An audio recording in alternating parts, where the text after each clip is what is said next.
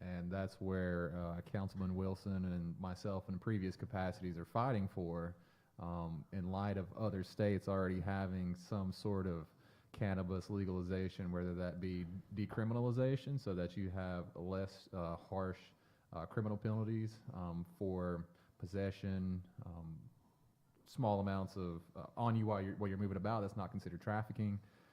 You're looking at California having been the first state to have medical marijuana in '96, and Alaska, I think, in '99, and then here we are in 2019, and there are 38 states.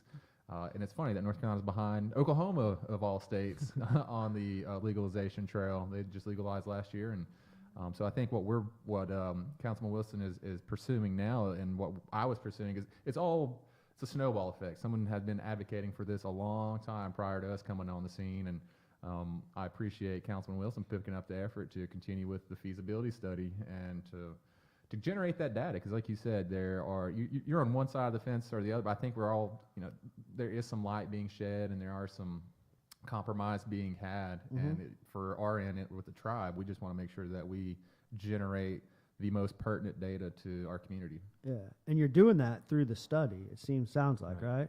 And I think that's one of the beautiful things about the tribe and on reservation, is that like it seems very like forward thinking to do something like that. Like in all of these states who did legalize recreational or medically, it was like on a ballot, right? They weren't necessarily like presenting the data that you guys are going out to collect to the general public. It was like, yes or no, do you want this or not? Right? Without having that information. That's what I think something that's unique to the tribe, is that you're going to have an in-depth amount of data before you make your decision. Is that correct? Yeah, I think what you've seen a lot of other states do is extrapolate, though, from what the when those ballot initiatives came up, you've seen them extrapolate from the success of other states. And I brought what has been put together by the ArcView Market Research and BDS Analytics. Is their 6th edition, and what this firm has done is basically analyze the world market from the U.S. to Uruguay, to the Netherlands, to Israel, to other countries that have some form of legalization, and looking at that market as it's developed across the United States to say, well, this is trending, and it's a hockey stick upwards, man. We're looking at something like 17 billion at the end of this year, to 25 billion by mid-2020s, to 30 billion, it just keeps going with where this market can go. So what is happening with this study? What exactly are you doing? So this is really bringing back what Joey originally submitted back in 2015. And I'm trying to push from a legislative perspective to think outside the box when it comes to cannabis, because when I first started the discussion, I believe we were in health board, and no, it was during one of our first council sessions, and I had approached a member from our hospital about, let's start the discussion about medical marijuana. As soon as I said that, how was that received? It was received with a lot of hair sticking up, because nobody was expecting that to come out. But we have to get to a point where we stop talking about so much of the surface issues, that we really start talking about the issues that are hard to discuss. And cannabis is one of those discussions that's hard for people to discuss, because there's such a large stigma attached to it, and it's so controversial for all the wrong reasons, and that's because of a lack of education. So one of the comments that I get a lot is, why don't the tribe just legalize cannabis? Well, let's say that we did do that, then what? There's no plan attached to just legalizing cannabis. And it's not just a matter of legalizing and then letting people possess it, and then all the problems go away, because that's not how this works. You have to have a blueprint before you build your house. And so the house that we're trying to build with cannabis is a large part of it is hemp right now, but we are going to discover the parameters of marijuana, and that go from the medical side of it, the economical side of it, a plethora of things that you can do with this. And there's a reason why it's sweeping the nation the way that it is. But the stigma still exists, and it exists very strongly in the Bible Belt.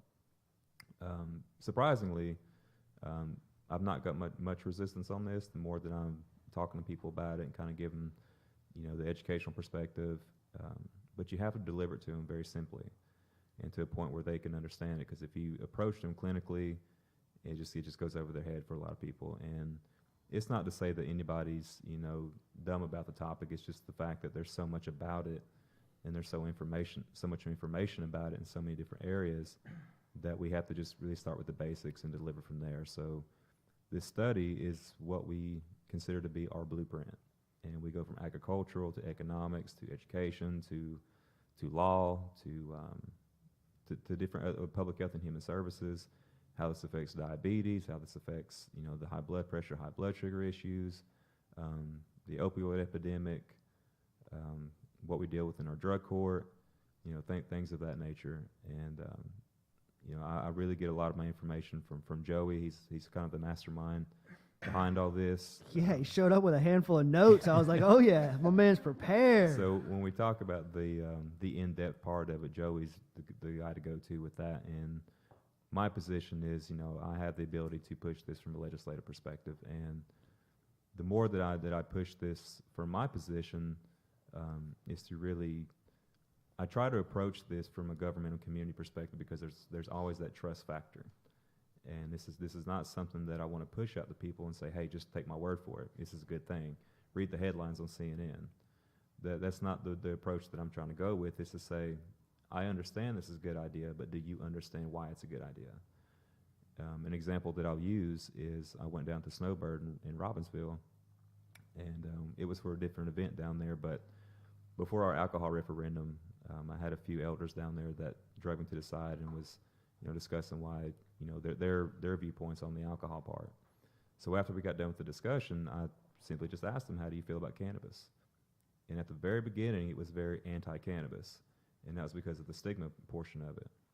So I started asking them, I said, well, do you understand that there's two different plants? And they said, well, what do you mean? I said, well, there's THC and there's CBD. I said, CBD is hemp. Have you ever heard of hemp? And they said, no, I don't know what that is. So I started breaking it down, which one was which, and which one was psychoactive, which was non-psychoactive. And the more that I began talking about it, and the more I started talking about the benefit of it, at the end of the conversation, they were for it. So it was just really interesting. In a span of about 20, 30 minutes, I was able to change their minds, but it was through education. But at the end of the conversation, it was, see, that's what I want right there, somebody to educate me about this stuff, because I didn't know about that. And I would rather people be on cannabis than these opioids. And I said, that's a large part of what we're trying to do, is to educate you all on why this is a benefit. And, you know, it's just something you have to really spend time with people to educate them on, and just be open-minded about it, but also be patient with them as well, because the stigma part of it's going to require a lot of patience to deal with. You know, our forte and our audience is, I don't know how they're going to receive a lot of this, but I want to hear some of the stigma that y'all get. What is it that people want to attack about weed, about cannabis? What's some of the things that y'all get a lot of? I would say you'd hear that stereotypical rhetoric that we've heard for decades, going back to, you know, I wrote down some notes here. I rewatched a little bit of Reefer Madness last night, because it was a propaganda film started by produced by a church groups back in the 1936 or 38, and then it was heavily pushed through other morality type organizations to say, look at the detriment that cannabis is going to cause. And before that, you go back to Harry Anslinger in the mid-20s through the 30s, and there was this entire campaign push that Mexicans are going to get your children stoned, white women are going to smoke marijuana, and they're going to get raped by black men. I mean, it was an entire racially motivated propaganda campaign, even so much as target celebrities at that time. And then throughout the years, you look at, you go fast forward to the 70s, you look at Nixon's war on drugs, and then you go to the 80s with Nancy Reagan, just say no. And then you get into the 90s, and you see some of the lobbying efforts from folks like Jack Herer and Keith Strump and Brownie Mary Jane Rathbun at that time, who were advocating. And again, it was contentious, and it was, you had entire generations that had been built up with the mindset that, well, cannabis is bad, and the government says it's bad, although the USDA at the time didn't claim it. We had Hemp for Victory, produced in 1942 to encourage farmers to produce hemp at that time. So there's just all this conflicting events that have taken place that have led us to where we're now. And I haven't heard that same rhetoric. Oh, when you smoke weed, you get lazy. When you smoke weed, you get dumb. Man, some of the I think every president up to Trump smoked weed. You got very successful entrepreneurs, billionaires, millionaires that have smoked cannabis and done just fine. What do you have? What are your misconceptions, sir? We learned in peer support training. Now, I could see this as a form of harm reduction, right? I mean, correct me if I'm wrong. I've heard it called No, an I would say off-ramp drug. so. Yeah, I would say so. Gosh. There's many people like in this world that we live in, Caleb. There's many people who might not identify as being a person in long-term recovery, who is no longer using the harder, more illicit drugs, Right. and they're strictly using like marijuana maintenance programs. However, they don't identify. They don't identify as a person in recovery, or they don't show up to various meetings or support groups because they Ostracized. Might not be. Is that demonized, because yeah. in these recovery groups, support groups, that cannabis is still considered part of the drugs that you don't want to Some. use in your recovery, or So, Some I of would say them, some. yeah. Yeah, I would say some. But there's others like some of the medication assisted treatment programs probably would. And I think that if it was, you're still purchasing it illegally in our state. You're still consuming it illegally in our state. So that stigma that you guys are speaking of probably does carry over a little bit. Now, I do know folks in other states where medical marijuana, my people very close to myself, my family, who are using medical marijuana as opposed to Suboxone and other medication-assisted treatments to come off of opioids. I mean, I have a personal connection, a personal relationship with somebody in my family who is going through that process now, has access to cannabis through legal means, prescribed by a doctor, purchased from from a dispensary. from a dispensary and completely legal. And there's a shift in the stigma probably in those areas, in those regions where it is more accepted. full disclaimer, me and Caleb go way back.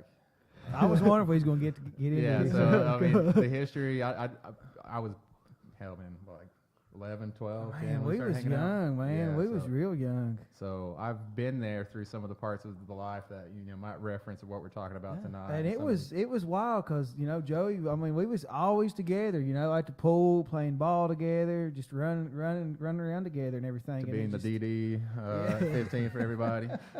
I had and just had a went learner's different permit. paths.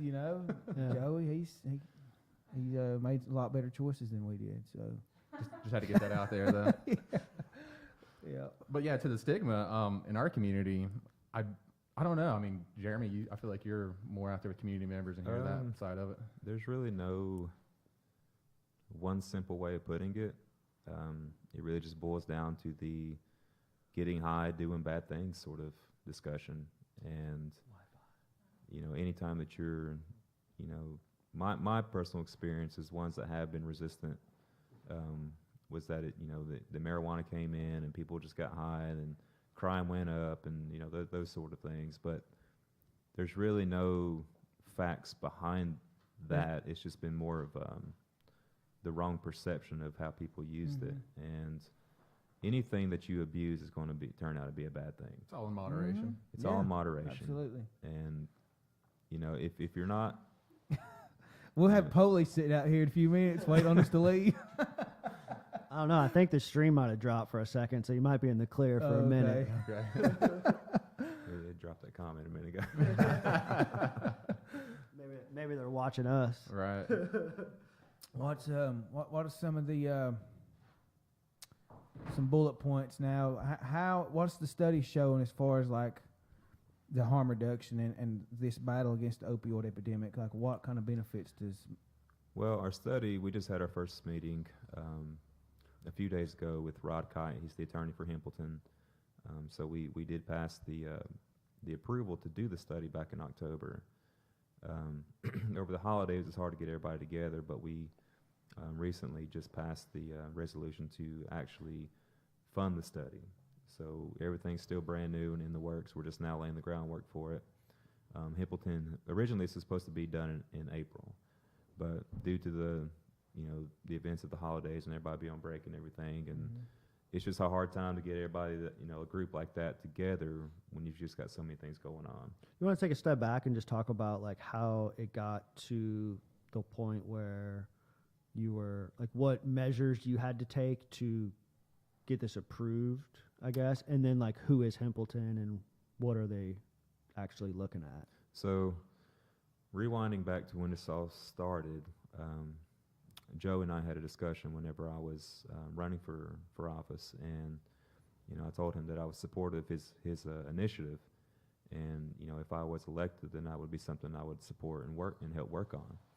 So I'm following through with that, and this is really just a point to bring a feasibility study back to the table, and bring him back to the group, and say let's get this rolling.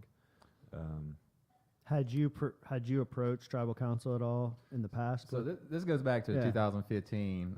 I was in between. I got kind of tired of the job I was in. Had been in it 3 years, and told my wife, I said, "Hey, I'm gonna give my job up, and I'm gonna do some advocacy around cannabis. That's been my lifelong goal." And so around 2015, we did a resolution, took it to council to say that we were seeking approval to conduct this feasibility study, which at that time passed unanimously in October of 2015. And you got to think, at that time, we just had a new administration come in, and the then chief vetoed that, and it came back in November, and it was unanimously upheld of his veto. So there were some political discussions, I'm sure, recourse, especially on a fresh administration, to say, well, I don't want this to be a hallmark of my administration, is the way I would interpret that. So what we did is we did Common Sense Cannabis, the name of the group. Okay, I was going to say, who is we? It was myself, Yona Wade, and Aaron Hogner. I had reached out to them as some friends and folks in the community, said, hey, will you put your name to this effort with me?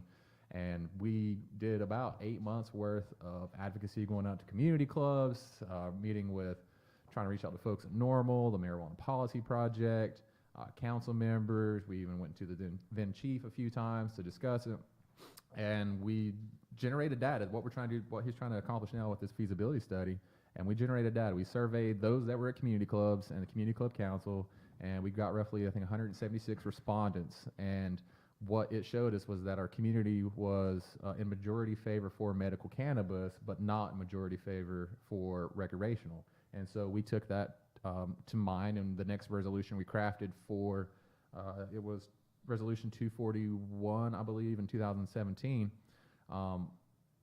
authorized the creation of a medical marijuana law. So you got to think, that's 2 years ago, and I got the recommendation from our Attorney General's office on how, if we're going to do medical marijuana law, what that should look like. And a lot of those recommendations were based on our executive branch and our legislative branch really going out and doing the footwork to speak with congressional representatives, state representatives, U.S.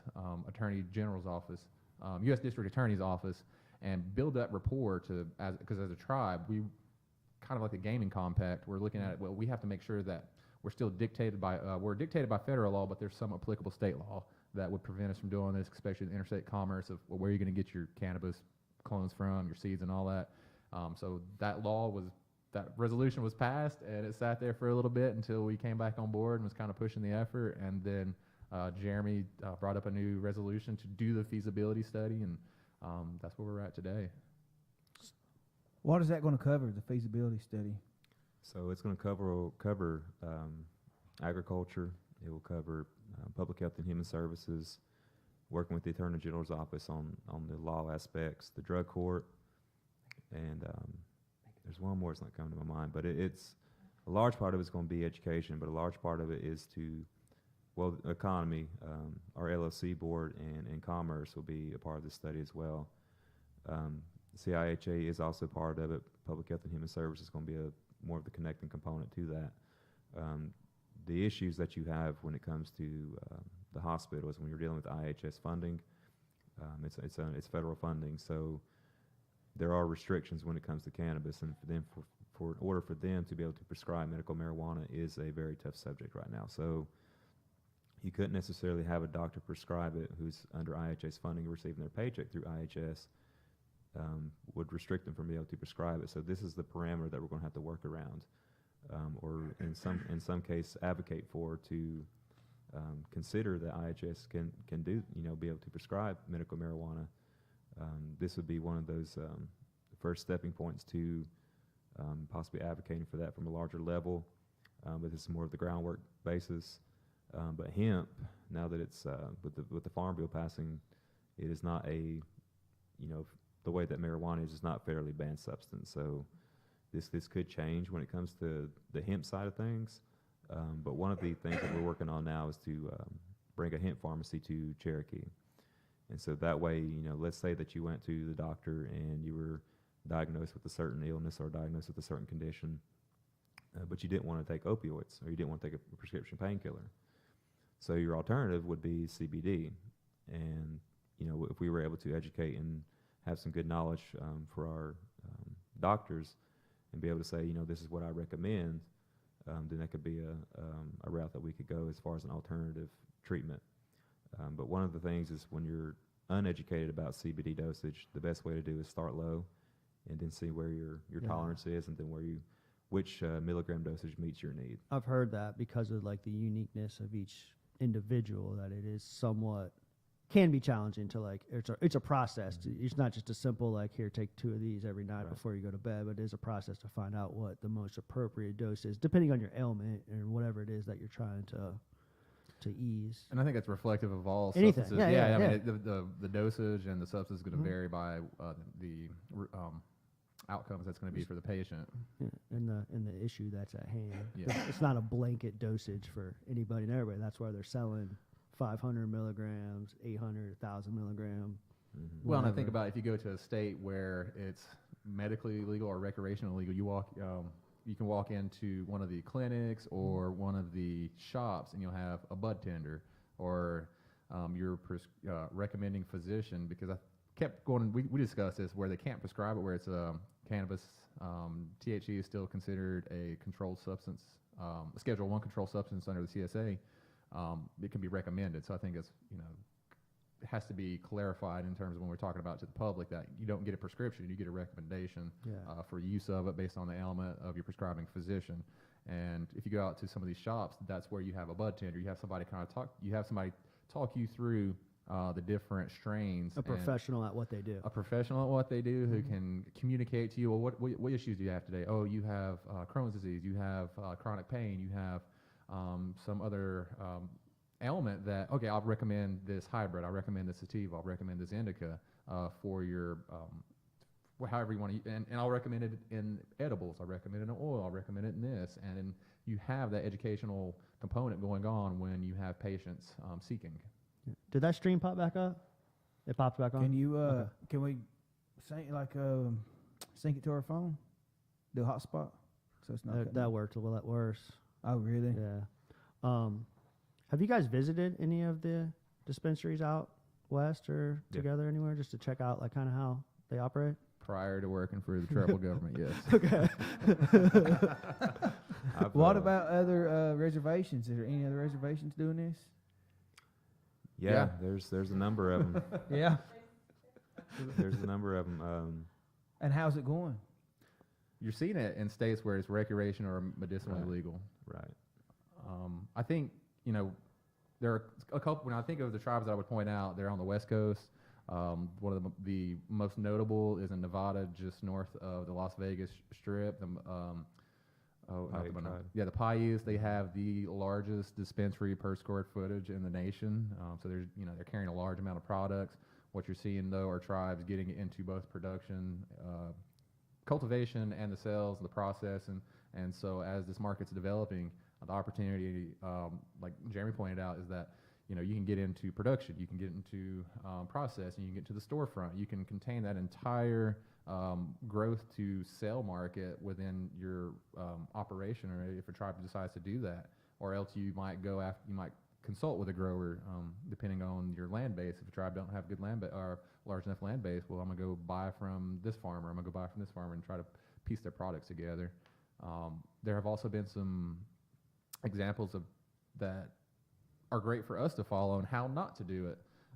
The Flandre Santee Sioux is the most notable one that I kept going back to after 2014, in which their tribal government approved a measure to legalize recreational marijuana, and they were going to do this big resort, this big cannabis resort, and Heard about this, I believe. yeah, and what it came down to, as I understood it, during my advocacy, I reached out to the company that was doing the work with them and was following along and said, hey, we're interested. Tell me how this goes with the tribe you're working with. The state of North Dakota, the question, well, how'd you get that product here if it's illegal? And so they had never gone through, the company that the tribe was consulting with had never appropriately developed their model to and worked with in conjunction with the state and federal government to say, how do we get this product here? How did you get your clones here? Where'd your seeds come from? Because interstate commerce, the movement of it is illegal. So where'd this all come from? So they had to scrap their idea, and then prior to the 2000 or I think right at the passage of the 2014 Farm Bill, there was one of the tribal colleges in the Michigan, Wisconsin area. I forgot which tribal college it was. They were acting under the auspice of the Farm Bill that said any land-grant institution could do a hemp hemp pilot program like what we had here in the state. Although the 2014 Farm Bill didn't explicitly say tribal colleges qualified for that, and so the DEA raided that tribal college's hemp farm and cut it all down, or hemp crop and cut it all down. So there are good examples, and you're seeing it more so now. Again, you got 38 states with some form of legalization going on. So over half the union, and what's been recommended to us, and what you might see from our AG's office is that, well, it's easier for tribes to act on this in states where it's already legal. For us, in a state where you have some level of decriminalization, but you don't have, and we have very, very limited, CBD law for North Carolina, that doesn't necessarily qualify us to act beyond that law, if that makes sense. One of the confusing parts of it now is, from a social media perspective, is I've noticed over the course of this, taking action on this, is you see a lot of posts about, whenever under the Obama administration, that it was subject to that Native Americans could grow and operate and sell cannabis, on their reservations. But whenever this administration came in and Jeff Sessions was the AG, then that was lifted. So I got that memo right here. Let's not even talk about that. It's become a challenge because some people are still under the assumption that we are still able to do that, and we're not. So it's made things very difficult when it comes to that. But you keep hearing about the possibility of him lifting that ban. That's yet to come. We'll see. And also with an upcoming election speculation cycle, is, yeah. and Who's within his a year from predecessor? now, who's? Jeff Sessions. Oh, under Obama, it was Sally Yates. No, Sally Yates was. Yeah, she was. I can't recall. I can't remember the I name. didn't study up on that. We just knew the memorandum was Yeah. for that. But So who is Hempleton, and like what are they? Hamilton. What's is, the process like? They're with they're them? one of the top organizations. The CEO's name is Justin Hamilton. How'd you get connected with them? So there's the hemp pharmacies in Asheville on Hendersonville Road, and I'll need to back up on this one because to kind of get you leading up to that point. So I went to the RES conference in Las Vegas. It's called the Reservation Economical Summit, and I was introduced to this group from Canada called Wahoopta Ventures, and Warren Cudney was the CEO of that group, and they have offices based in Las Vegas, and so that's why they were at that conference. But they do deal with the Paiutes and other Native American tribes within the country. But when I was introduced to them, that's kind of when this whole thing started. And Darnell Dinkins I think he's now the business director for that group, but he was a former NFL player for the Saints when they won the Super Bowl, and he played on that team. So me and him built a pretty good relationship during that time. And then I invited him to Cherokee to host a hemp forum, and you can actually view that on the archive live streams on ebci.com. And that was our first hemp forum that we held to give the general public a chance to come learn about what exactly hemp is and what our initiatives were. That's when things started, but they were seemed to be more of a startup group. And we've had several people come into the council chambers and give their presentation about, what they're doing with CBD and why they're such a great group and we should partner with them and such. That's cool, but we're not looking from a small scale perspective. We're trying to look at beyond what can carry the tribe generations to come. So Hempleton, when I went and visited their store in Asheville, I asked the girl up front. I said, "Are you guys an LLC?" And they said yes. And I said, "Well, we just established." And it was just a random conversation I started. It was just me, just a normal day, a normal Saturday, coming, just trying to check out the shop and see what kind of products they had. And we started this conversation. And I said, "Well, we have a new established LLC board, and we're looking for opportunities." And I said, "Do you think you guys would be interested?" So this is kind of how the relationship started with them. And I took one of their cards, and one of the guys there at that time in the store, Adam Puckett, out of Asheville, he was starting a conversation with me, and then I got linked up with Eric Stahl, who's, I believe, the vice president of sales, but he came in last October for annual council, and that's when this feasibility study was initiated. And I just asked him to come down and kind of give an expert opinion about what I was trying to talk about. And from that point, he said that he had everything that they could do as far as what we're trying to do, and they were very well established all across the state, and they had direct connections as far as the farm bill goes, and just they're very structured, they're very long-term based. So the actions that we're trying to get into this study, they're very well able to help. So that's the route that I was looking for, and for our people to be familiar with their shops and stuff helps out a lot, because there's already that prior relationship established that people know who that shop is, and once you start connecting the pieces, it gets a little better. So that's kind of how that relationship was formed. And I want to add too, I think they're also one of the first groups, or one of the major groups in North Carolina that were leading the lobbying effort for the pilot program and some of the other efforts that have been going on for years within the group. And another disclaimer, I had worked with Rod Kite with Composites Cannabis. I met him at a normal meeting in Asheville, and we started some conversations and some dialogue. And so yeah, they've been in the game for a while. I'm curious, what are y'all's thoughts on this, since y'all invited us on? You're getting us talking. I'll answer that in just a minute, Joey. I want to hear about he needs to come over. He's gonna ask another question. Economic benefits, like the revenue it might generate. well, What is that? What is that looking like? It depends, because we have a study here that looks at the global market, the U.S. market, Canada market, and I got the executive summary. It's like a multi-100 page you can buy. But for the tribe, when we were looking at this, you had a couple different models you could look at and employing here. One was a full-on recreational market, to where part of the discussions we had with some attorneys, and I was in previous capacity would say that you could only have a recreational market on the boundary, and then you would run into what Colorado we could as a tribe, and with our geographically defined boundary, run into the same issue that Colorado did, in which you had a class action lawsuit from the states around Colorado saying, well, you're increasing our law enforcement expenditures because we're busting so many people for bringing cannabis. Basically, we want a piece of that pie. We want a piece of some of that money. Yeah. Mm-hmm. Yeah, and what you would see, speculation would have been that you'd see more county and state highway patrolman enforcement on our borders, just randomly setting up checkpoints to see what was going on. Yeah. And that class action lawsuit wasn't picked up by the Supreme Court. They basically said that's your cost, that's your problem. It's your jurisdiction. It's your jurisdiction. Yeah. You deal with it. So we looked at all. That's one opportunity. Recreational, you can have it on the boundary. It would have to stay on the boundary. One of the questions that came up from Snowbird is, well, how do we get access to it? That was referencing medical or recreational. And I said, you probably won't. I mean, you can't buy it on the boundary and move it to Snowbird, so you'd have to consume it on the boundary.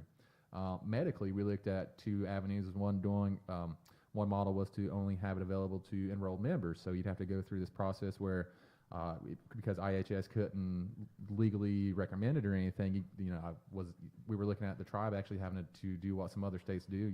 You set up your own doctor's office, and you have a prescribing physician who can recommend that, and you go to your storefront.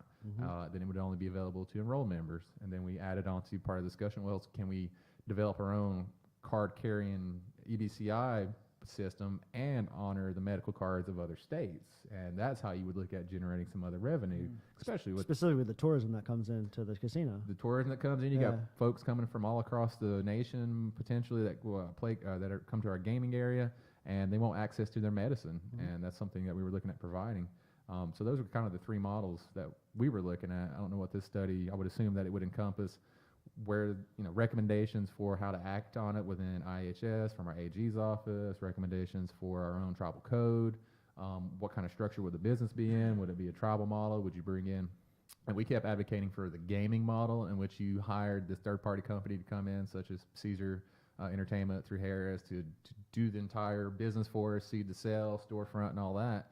To me, that's the most appetizing, but then you also get pushback from community members say, well, this needs to be a tribal endeavor, it needs to be tribally owned, operating, all this. Yeah, we don't have experience, so it would behoove us for us to dive into a business we don't have experience in. Well, look how well the casino went, though, by doing that, right? I mean, we brought somebody in to run that thing for us, and it went really well.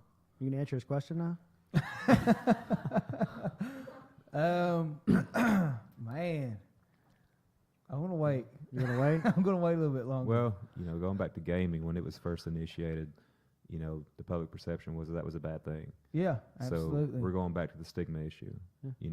How I many? think that and- tribal council was unseated after that election. Yeah, and I made the comment during council one day. I said, I'm on board with this. I said, guys, if you want to hear me out and learn how this all works, fine. I said, but if I have to risk my reelection, that's perfectly fine with me to get this going because I see the benefit of it.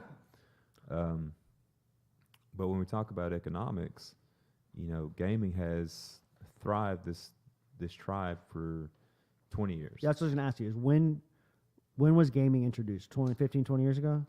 20 years ago. 20 years ago. 20 years ago. We had it prior to that, but our main casino was open in '96. Right. So how long do you guys believe that it took for the shift in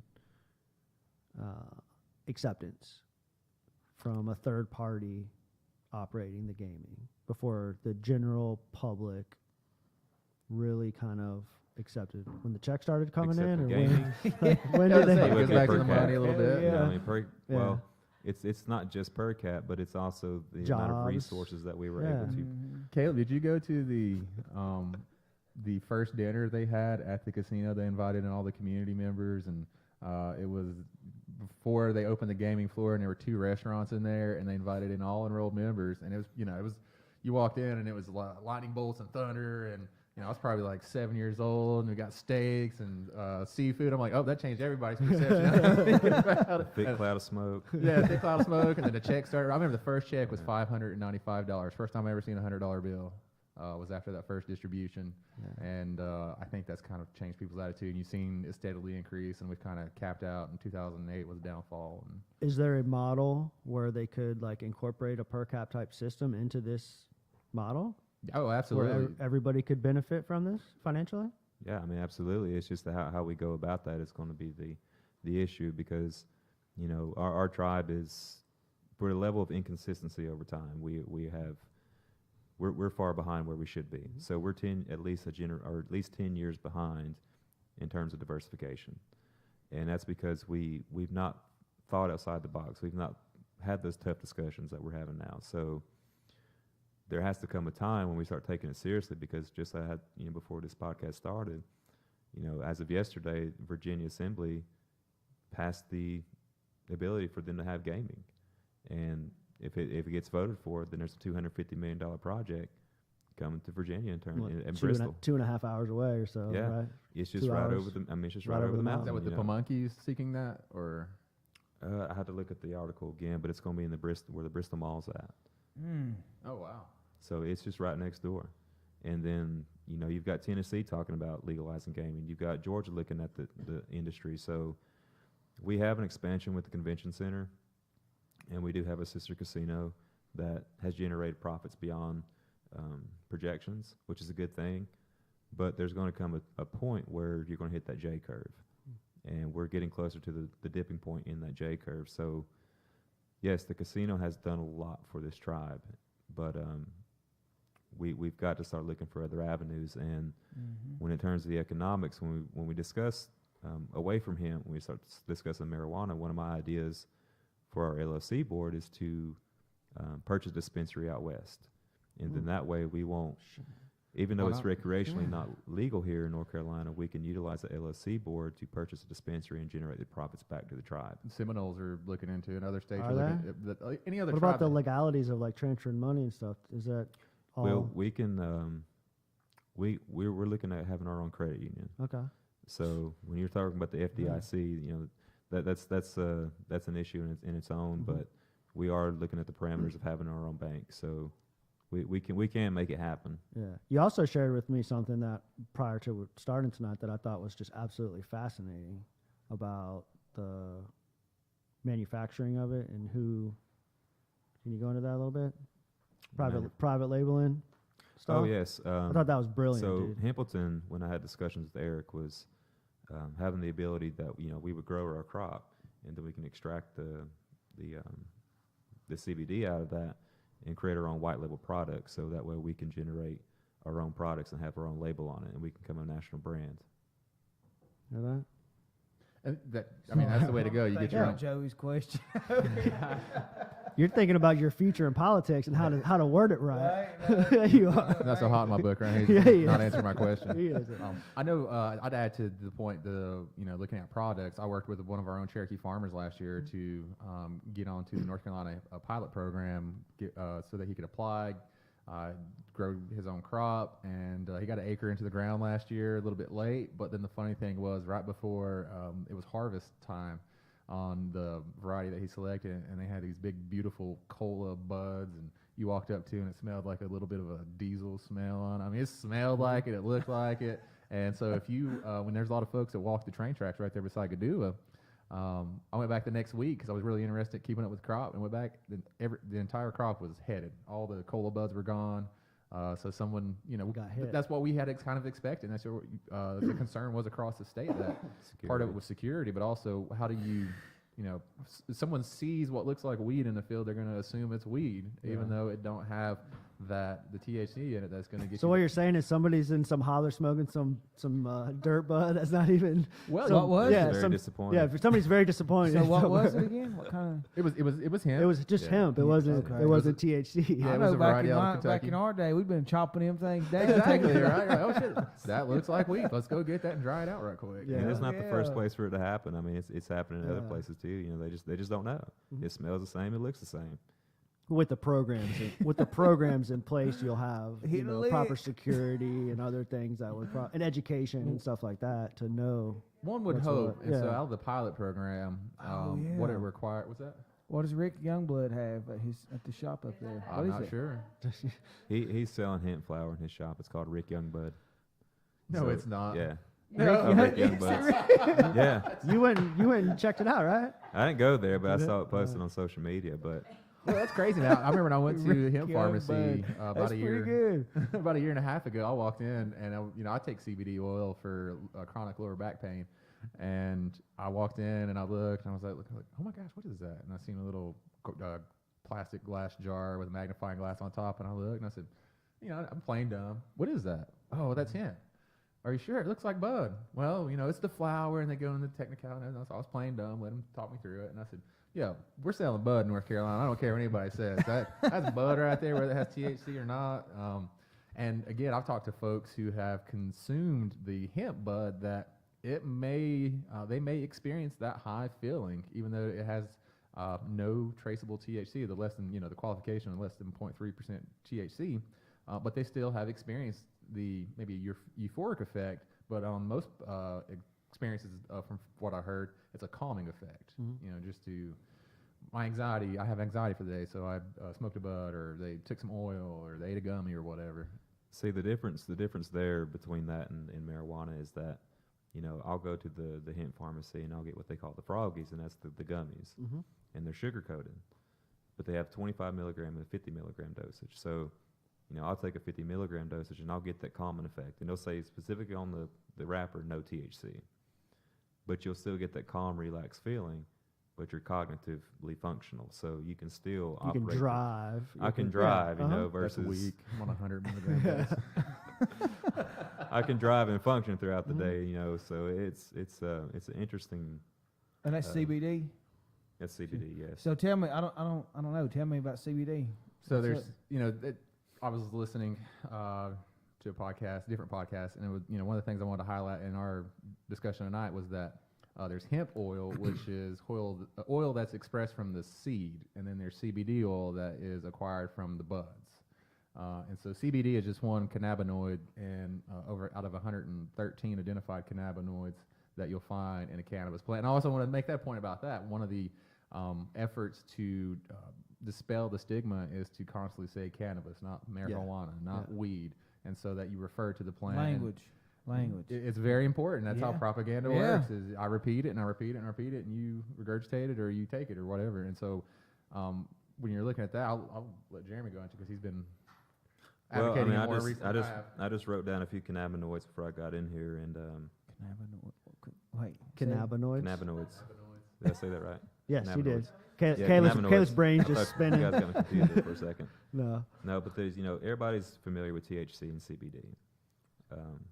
But when you break down what their components are, if I was to give somebody either of the two, if they had, a lot of anxiety, I would provide them CBD before I provide them THC because of the psychoactive effect of THC. But with THC, if I was to give it to a cancer patient, it would help them eat. Versus if I was to give them CBD, it would suppress their appetite. So that's one of the things that I try to talk to people about when it comes from a medical point of view is when we had some cancer patients in my community and they would utilize marijuana for them to be able to eat. And I had someone question me about, can I go to the hemp pharmacy and get me something that's going to help me eat? I said, well, it's not going to really help you eat. It's CBD, so it's going to suppress your appetite because it controls your ghrelin hormone. But there's also CBC, there's THCU, there's CBN, CBG, and there's just different components to it that a lot of people don't understand. And I wrote down some things of what they're good for. And THCU, which is associated with THC, will help with type 2 diabetes, and that's one of the things that we, as Native Americans, constantly battle. CBD is actually helpful for those dealing with Hep C treatment. And when we discuss matters with the syringe exchange program, this could be something beneficial for that program to provide for them for informational purposes. So, that program helps combat the Hep C epidemic. So CBD can help play a part of that as far as treatment goes. THC, from a marijuana perspective, it fights free radicals, suppresses your nerve damage. I had a gentleman who, in another community, had a surgery on his foot, but he took marijuana to suppress that nerve damage that happened to his injury or into his foot injury.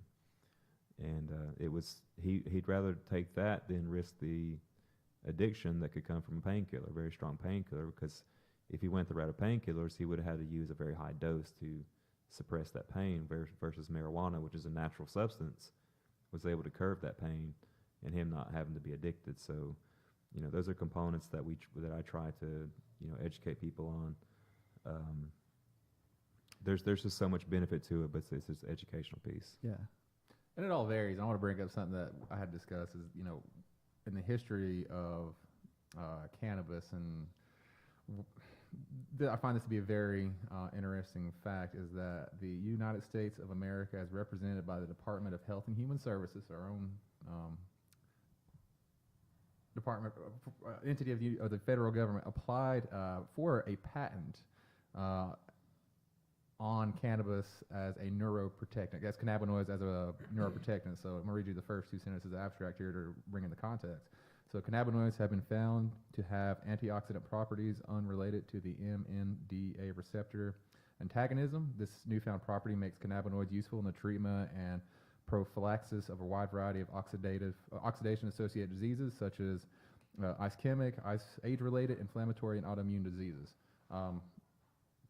What I find most interesting about this is that our own federal government had a patent on cannabinoids and applied for it, and I think it was 2001, 2003 when it was awarded, and I think they sold it in 2009, or it was released in 2009. And so when you look at the history around the research around it and the benefits with the various cannabinoids, the different methodologies of consumption or deployment to the body. You know, we have to look to other countries, and that's where a lot of my research was in college. Was always interested. Where is the research coming from? And when you look at two countries in particular, three: Canada, the Netherlands, and Israel.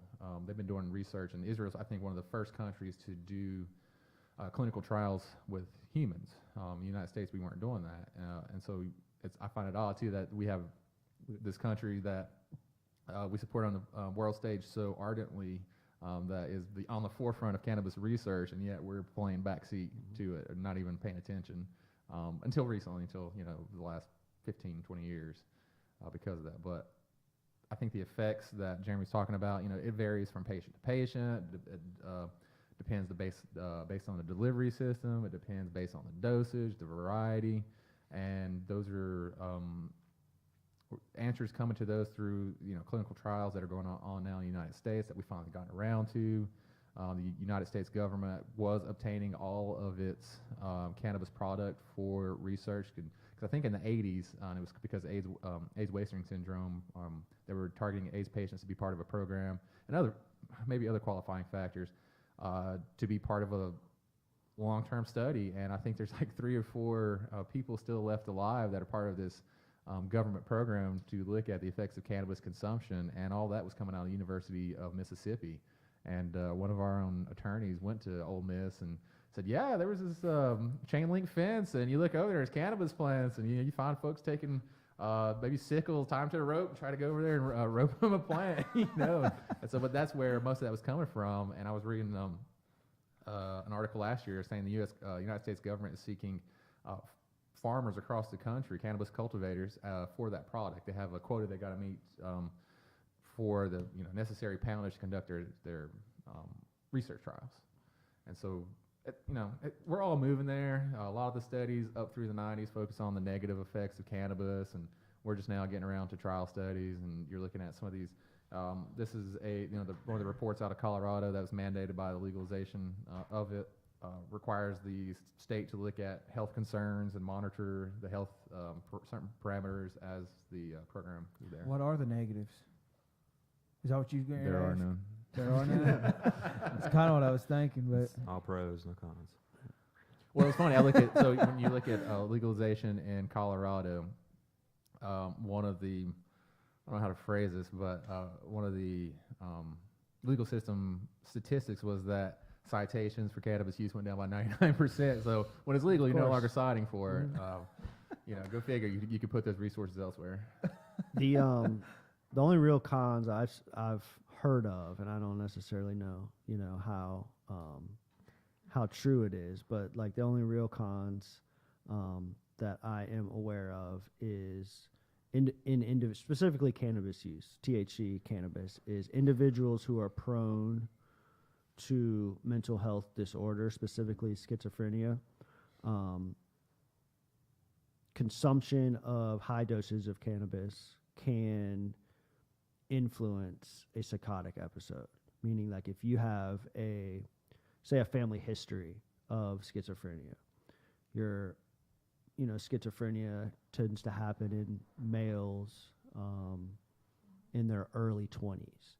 So say you're a male with a family history of schizophrenia, maybe have had some experiences in your lifetime, some traumatic experiences and things like that, and you're kind of like a, air quotes, candidate for potentially experiencing schizophrenia. High consumption of cannabis can kind of like catapult what they don't know yet, because like the research isn't quite there, but what could have already kind of happened or kind of gone down. You might have had it either way, one way or the other. This kind of just tends to kind of like put the spotlight on it. I think looking at this study, that's a lot of may lead to this. Yeah, they don't. You don't really know. Yeah. I would say, going back to kind of the beginning of this conversation, is it's going to affect people differently based on the dosage and how it's consumed. And that was a big, you've seen an increase in visits to the emergency rooms in Colorado in the initial years of legalization. And probably rightly so, because you get a legal a substance that was once illegal, now legal, and you go wild on it, and maybe you've never consumed it, and you're not familiar with how to address that. Kind of like when we talked about folks that are coming off of heroin or any other drugs. It's like, you go into rehab, or they experience a lapse where they're not used, and they go back to the same dosage, and that's how you end up with an overdose, maybe a fatal overdose. So in the early years, when you look at states where there's cannabis legalization, yeah, you can see some detrimental societal, some detrimental effects. But I think that goes back to education. Yeah. And you look at DARE, which was a largely unsuccessful program. Epic failure. Nancy Reagan's just say no.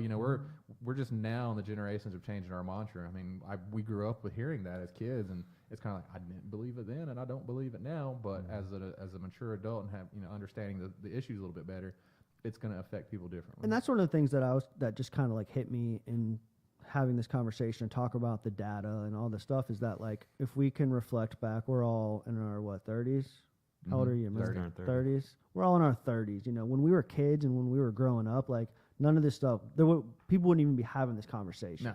Right? Like, we would be like frowned upon and judged for having this conversation. You're just a stoner. You're just a stoner dude that wants your bud. And so here we are, like, having a conversation with the data that supports it, both like from a physiological and psychological point of view to a financial point of view, like looking at, so like it takes time for shifts in, it's not something that can happen like. But that's sad. It is.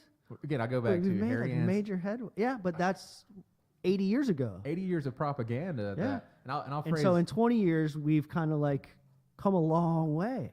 I'll revisit a piece of advice that was given to me during this initial advocacy group with Common Sense Cannabis, and it's from one of my in-laws. And it was after, I think, we went to council, and he watched it, and he said, we were on the front yard, and he goes, well, Joey, I see what you're doing there, and it is what it is, but you're going to have to wait about 10 to 15 years to get that done. And I said, what do you mean by that? I don't know what he's meaning. He said, well, you're going to have to wait for my generation to die. And I said, well, two things about it. One, I'm patient. We'll wait for you to die. And I said, two, why do we have to wait for you to die? Why are you teaching me the stubbornness for you sitting on standing your ground on an issue that is going to change when you die, when this entire generation, we become that older generation. It's going to be an issue we're going to fight a younger generation on. But I think for the conversation around cannabis and this history as we're going through the laxing of our laws, and it become more socially acceptable, and it's creating a burgeoning industry for the United States. It's a generational shift that we're watching. Yeah. And yes, it is slow. It sucks. But like, think about it. Like, I don't remember specifically. It was either Nixon or Reagan, and in those times when they were starting those war on drugs, the national polling, I think it was a Gallup poll or something, the national polling was about 30% for and 70% against. And currently we're at 70% for. And so it's like taking like 30, 35 years for that. That's significant change, man. Guess where the biggest increase of new users are? The baby boomers. Yeah. Yeah. You grew up in the 60s, counterculture, smoking, but now you're retired, you just want to enjoy life a little bit more. They're just, going to cannabis. Yeah. I'll give an example. I was at a Christmas event for our senior citizens, and I had one come up to me. It wasn't marijuana, but she walked up to me and she said, "Are you the one that's pushing this cannabis thing?" And I said, "Yes, that's me." And she goes, "Well, I just wanted you to know that I use CBD for my spinal stenosis." And I said, "Okay." And she says, "Well, I use that so I don't have to use my prescription medication because I'm scared I'm going to get addicted." And so you're talking somebody in their 60s, 70s that's opening up to this, and it's starting to occur more rapidly. But then we go back to the educational piece, and the unfortunate thing about human nature is that we tend to react at the most negative times. We wait for something bad to happen before we react, because we're under the assumption that we're going to be okay, and that's not going to happen. We don't want it to happen. So now we've come to the precipice of the opioid epidemic. Fentanyl's starting to make its entrance into our society. So, and you've got car fentanyl coming up, And to understand the damage of that is unreal. I believe, if I'm thinking correctly, that fentanyl is 100 times more powerful than morphine. Yep. Carfentanyl is 10,000 times more powerful than morphine, to the point where you don't even have to worry about addiction to carfentanyl. You're going to be dead by that point. And that is, but your craving for a high is so strong that you've adapted to the heroin, you've adapted to cocaine, you've adapted to fentanyl, to the point where your body just naturally craves something stronger. And then when carfentanyl makes its entrance in, there's no telling how many episodes we're going to see with overdoses. And it's just a matter of time before we have to push the panic button, and we're almost there. So what this feasibility study is going to show is that this is a route to combat that. This is an alternative option that we can use to battle chronic pain. Because and correct me if I'm wrong, Caleb, that a lot of, so I'll put a commentary out where I don't call people addicts, but. I've seen that. We'll talk about that in a minute. Yeah, we should. People in recovery, or just those who have went down this path, that they deal with a lot of chronic pain. Mm-hmm.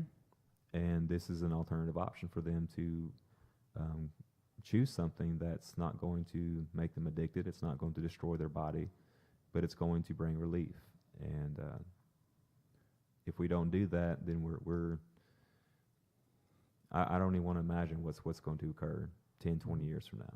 We've got to use all the tools at our disposal. Yeah. Is where we're at now. Are there studies that show that states where medical is legal, that like the use of psych meds, SSRIs, and stuff like that has gone down? Are they using cannabis or CBD as an alternative to some psych meds in places? You're seeing the trend, and what's cited in that Colorado report. Report from Colorado was that in states where you have medical program and access to medical cannabis, you're seeing a reduction in opioid abuse, cited up to like 25%, and that's where part of changing the language is that cannabis should not be looked at as a gateway drug, but in this the sense of using it as an alternative treatment, it's an off-ramp drug from harder drugs. Yeah. Because rather than completely detoxing and causing someone going through withdrawals, threatening their health and their harm even more, give them a substance that can be controlled and that will alleviate some of the symptoms as they're coming off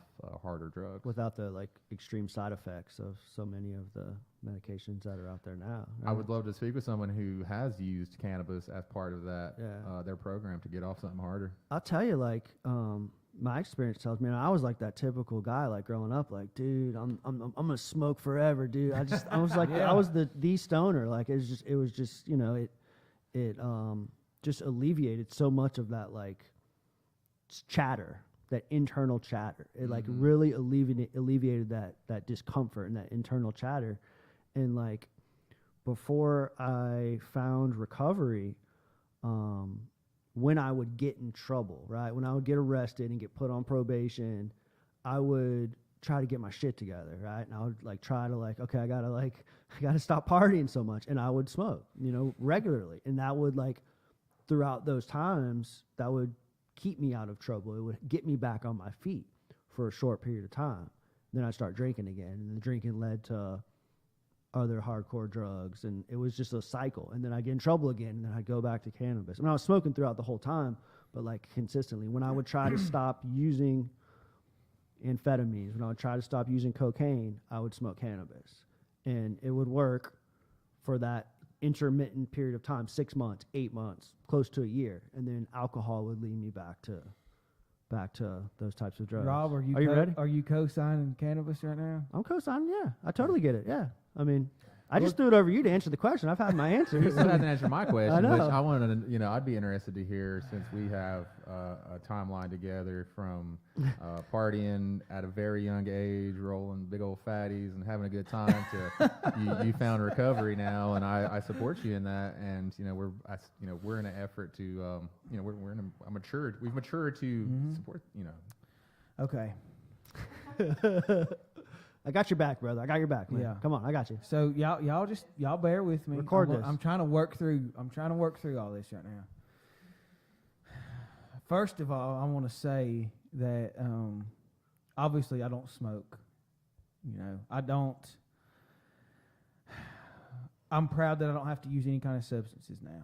You know, I have my own pathway to recovery and a spiritual pathway. You know, diet, exercise, all those things. So I'm blessed to not have to use any substances. Now, with that being said, hearing all these benefits of cannabis and everything, and seeing it all boils down to like the greater good. You know, what's the greater good of this thing? Like, look at what we're dealing with right now as far as the opioid epidemic. Look at the benefits of this financially, economically, all those things. I mean, I just see way too many benefits for it. I mean, I support it as well. What I would say is that answer my question. yeah, he didn't. What I would say is that Well, go ahead. What was your question again? again, like it's not a blanket drug, like we talked about. Yeah. Like you go to the doctor for anxiety, they're going to prescribe you something to treat your anxiety, right? And so like it's not a blanket drug that I would say everybody should consume. However, I do think that there are extreme benefits for many people. So like, do the benefits outweigh the negative effects? And I would say absolutely they would. Me being somebody in recovery, I'm in a place like I've done almost 5 years worth of solid internal work to get to a point in my life where I would want to choose not to need a mind altering substance. Could CBD benefit me? Absolutely, in different aspects of my life with my recovery from my fitness and from working out and things like that, even to potentially sleep, stuff like that. If cannabis was legal, just like alcohol is legal, I can leave here and pick up a 6-pack at any one of these breweries down the road, but I'm not going to do that because I know where that road leads me. Mm-hmm. So I wouldn't, if there was a dispensary down the road, I again wouldn't go and purchase cannabis, but I would, personally see the benefits of CBD. However, the people who are coming off of opiates I do see medicinal benefits of cannabis. And should it be legal? I mean, I don't, should it be illegal? I mean, I think that the data shows the history of mass incarceration and things like that shows that like, there's no reason why it's illegal. I think this is a campaign of harm reduction. It is. What Totally. is Yeah. less harmful? It is. And it's like, we get into debating about the foods and beverages that we drink about. Yeah. Well, I could drinking a whole bunch of sugary soda drinks are just as bad as some other drugs in a different way for my body. And so this is a campaign of harm reduction to make sure to work towards having all tools at our disposal for combating this issue and ensuring that there are alternative medicines that have been around for thousands and thousands of years available to patients. Yeah, and something that I was talking to Jeremy about, I think before you arrived, is that like there should be no barriers to the best possible care for an individual, right? So like if somebody is going through chemo and stage 4 cancer, like they shouldn't have to jump through all these hoops to ease some of that pain, to take some cannabis to be able to eat. You know what I mean? Like they should have access to, we live in like the most prosperous nation in the world. There shouldn't be barriers to the best possible care. Just because there's this stigma around cannabis that's been there for 100 years, that's not a justifiable excuse to me. I think that's a whole other podcast on the system, and looking at rewriting part of the system and help, and that's what we're doing now with cannabis laws. Is it gets to the heart of the system, and you can go look at opposition campaigns in states where it's legal, and what you're looking to is alcohol-based companies fighting legalization because part of some of the data coming out of Colorado is that they've seen us, drop a noticeable reduction in alcohol consumption because cannabis is available. Also, like pharmaceutical companies probably are fighting against it. Even probably Lobbying like against even big tobacco probably lobbying. What was your question, Joey? Can we rewind that with two of them? I think it was the same thing. Let's get into like this. Let's get into like, we talked a little bit about CBD, but let's get into like, what purpose does it serve? Who is it applicable to? Like what are some of the medicinal qualities of CBD? I've heard things like massive reduction in inflammation, right? We as American citizens tend to like not eat the healthiest food, and inflammation tends to be like a serious issue for many individuals. People who consume mass amounts of alcohol, you know. I hear that CBD is just like an amazing reduction, helps with the reduction of inflammation. What other benefits are there to CBD? Like who is the consumer of CBD? Well, I would say I would speak to cannabis as a whole, and based on when you break it down to CBD, and there are other products, and I think there's research going into isolating out, they isolate out CBD oil, but then there are full spectrum CBD oils or full spectrum hemp products. When you look at the medicinal benefits and how it's going to impact certain conditions, so inflammation across the body, it impacts that. I take it. So like somebody like Caleb who's running 50 miles on the weekend, recovery, help with inflammation, a lubricant for your joints. If you have stomach issues, it's been shown to reduce pain and issues associated with Crohn's disease, PTSD. Not necessarily so much CBD, but cannabis use for treating PTSD, whether that be from war, domestic, whatever event in your life has caused that. I feel like the list is so extensive, and it varies by state too, with what can be sought after for a medical program. Okay. Now let me ask you this: like, is there currently regulation on CBD, like what they're selling down the road at, whatever gas station behind the counter with on a CBD label, or next door over here at the vape shop that has a CBD label? Is there any type of regulation on by the FDA or whoever that's like, are they serving me what they say they're serving me? Or is that that's the issue with legalization, is that the quality controls for a good part of I would say the early teen 2000s. With any program, you have to rely on that company that is making that product. You have to take them at their word. When you look at quality controls going through FDA, Epidiolex is the first FDA approved cannabis-based drug that can be used to treat seizures across patients. For food products, and this there was a letter issued by guidance from the FDA to the states, and I think North Carolina sent it out to folks on the pilot program or storefronts such as across Asheville, was that if they had a product that was edible, they should pull it from their shelves, because under the Farm Bill, those policies and guidelines through the FDA haven't been administered yet. And so if you're selling gummy bears with CBD oil in it, well, you always see that little label on the back, well, this statement has not been evaluated by the FDA. You're selling a food product as well, so those haven't met those quality control standards. As for the oils and whatnot, and Rick Youngblood, Youngblood. Yeah. That's what. In these products,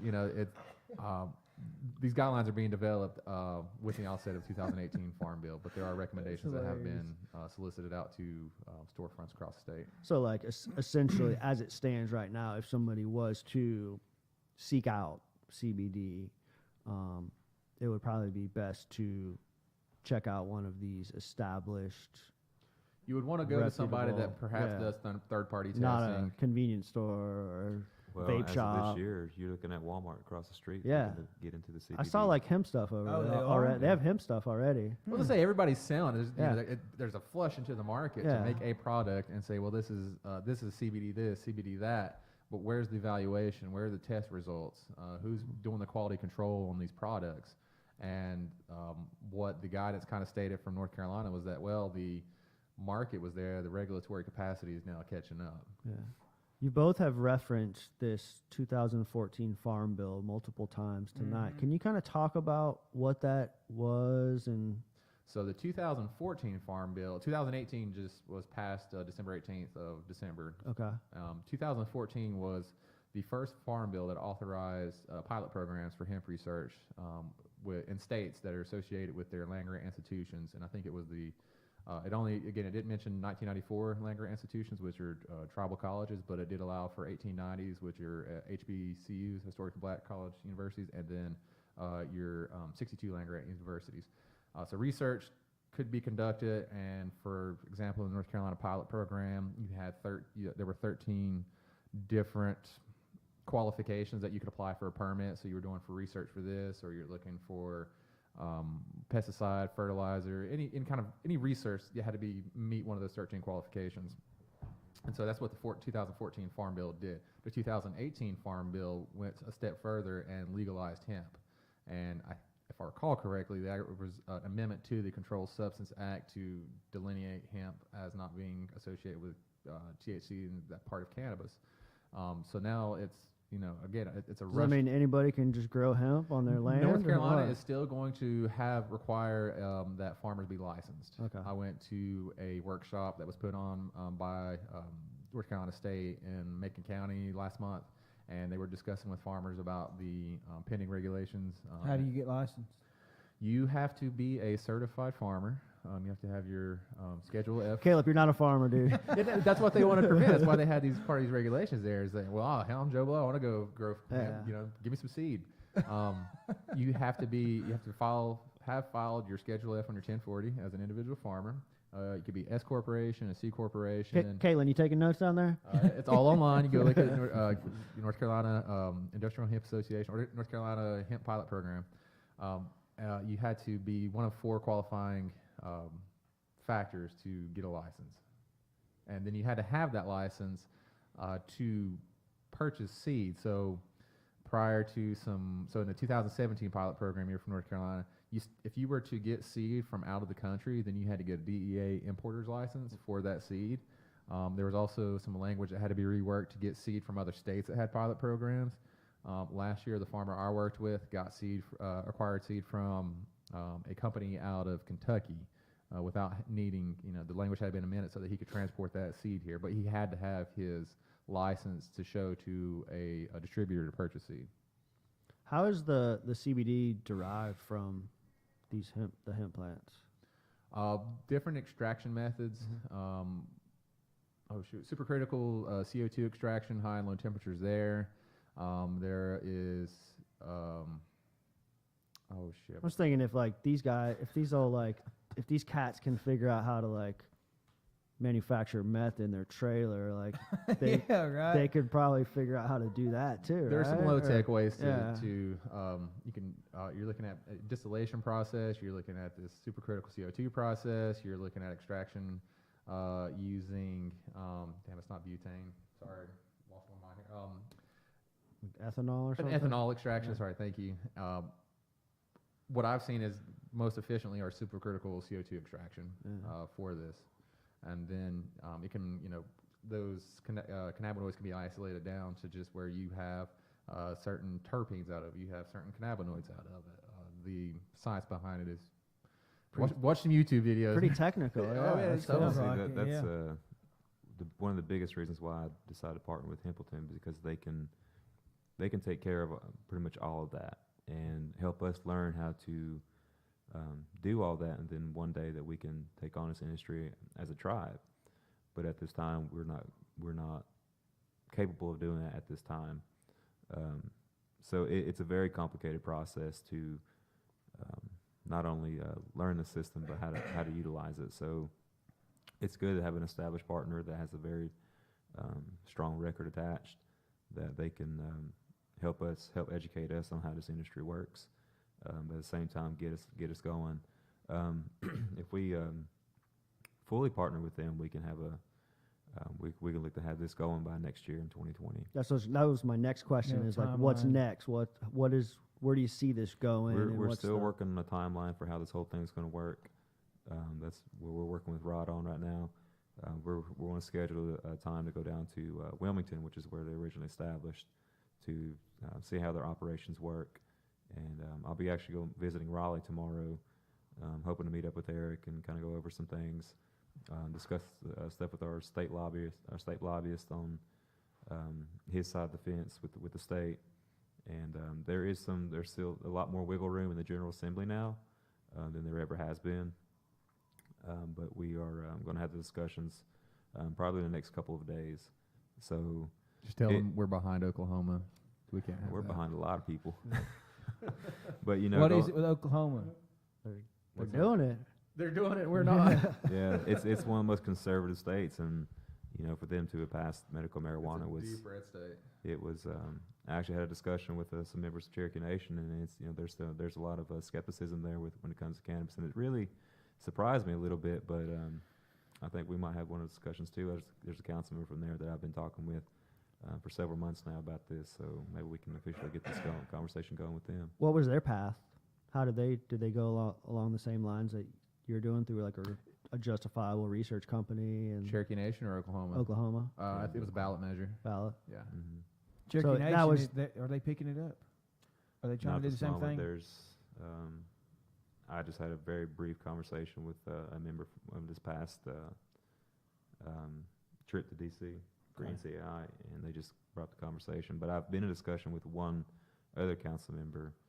I think he's from UKB, but United could do a ban, which is like a partner tribe with the Cherokee Nation. But he's interested in the hemp industry, and you know they got a lot of flat land out there, so they got the benefit of land out there. So we just it's an educational matter again. Going back to one of the things I was going to point out, you know, your take on the CBD. There's a lot of benefit of it, but there's also going to be a trend of bad mixing in with the good, because Coca-Cola is now looking to infuse their products no way. with cannabis. What? That's the route that they're wanting to go. So when you tell somebody about, you know, the benefits of CBD, and then they're looking at Coca-Cola, now it's like, oh hey, you know, this Coke's healthy now, so but you're still battling with the high rates of sugar. But that's been one of the trending headlines is. Philip Morris was Yeah, I've heard. working on a product called Marlboro Green. Marlboro Marlboro Green is what it Green. was. Yeah, so they're looking at packaging cannabis cigarettes. Yeah. as And test see, products. like you know, the hemp pharmacy, they have pre-roll joints Of and, CBD. Yeah, hemp, and- hemp Yeah, flower. hemp flower. yeah, Yeah. hemp flower. But you know, this has been proven to help. And I don't know how you feel about it, Joey, but this has been proven to help those who are smokers wanting to quit smoking. Smoking cannabis cigarettes. or smoking cigarettes? Smoking cigarettes. Maybe. What? But it's able to give you, because a lot of people, they resort to cigarettes for the common effect, you know, but you got the nicotine issue. So CBD is able to offer that same common effect without the addiction like you would with cigarettes. Look how many people in recovery smoke cigarettes like freight trains. I mean, it's Like just enormous percentage. yeah. Yeah, and I've talked to some, you know, they say, you know, I've smoked a joint, you know, here and there, and it's just helped me calm me down, you know. But again, you know, when you're talking about, you know, smoking the product or utilizing the product, not just smoking it, you know, you have to be careful about your dosage because, What can happen if you take too high of a dose? it just Depends on depends. the Are we talking about marijuana? Or are we talking about CBD? Either one. What's Well, some of the Well, I would say too, to you know, the context of how cannabis or CBD, the research behind it is looking at the negative effects and the beneficial effects. You know, those studies are ongoing. Some of the states, for example, Colorado, you know, they're looking at more the limited evidence or limited data that they have to make sense of all this. Some of the things that are professed to be the benefits are all could be anecdotal evidence, and that's where you see support and you hear politicians, elected officials come out and say, well, how can I deny someone who says cannabis helps them for whatever ailment, and I have to believe them, you know, and so I'm going to fight for that right.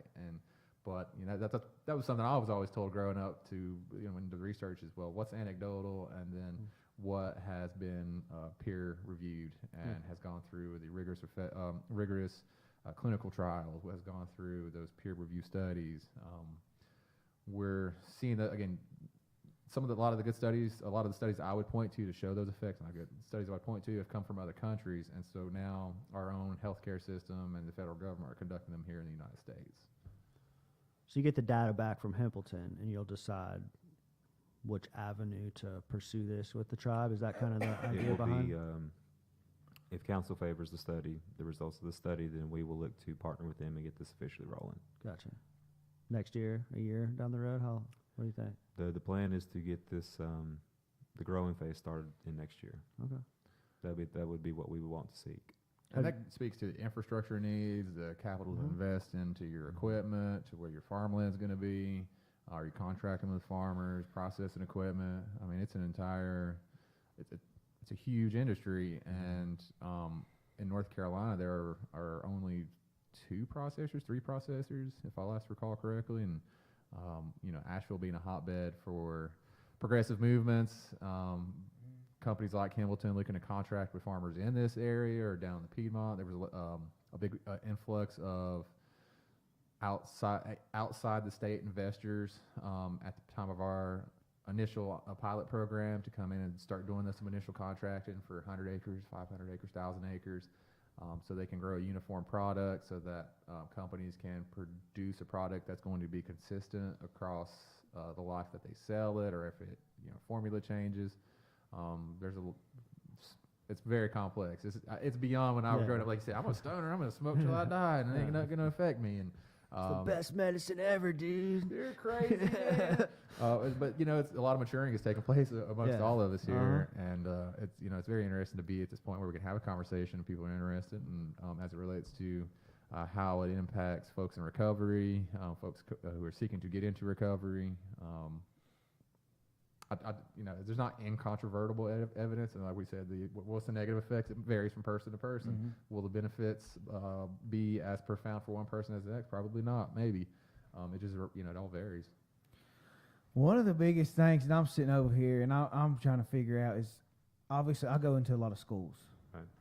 and I speak to the kids, and one of the first things that, and I've said it, you know, cannabis is a gateway drug. I've said it because of my own experience, because it exposed me to other things.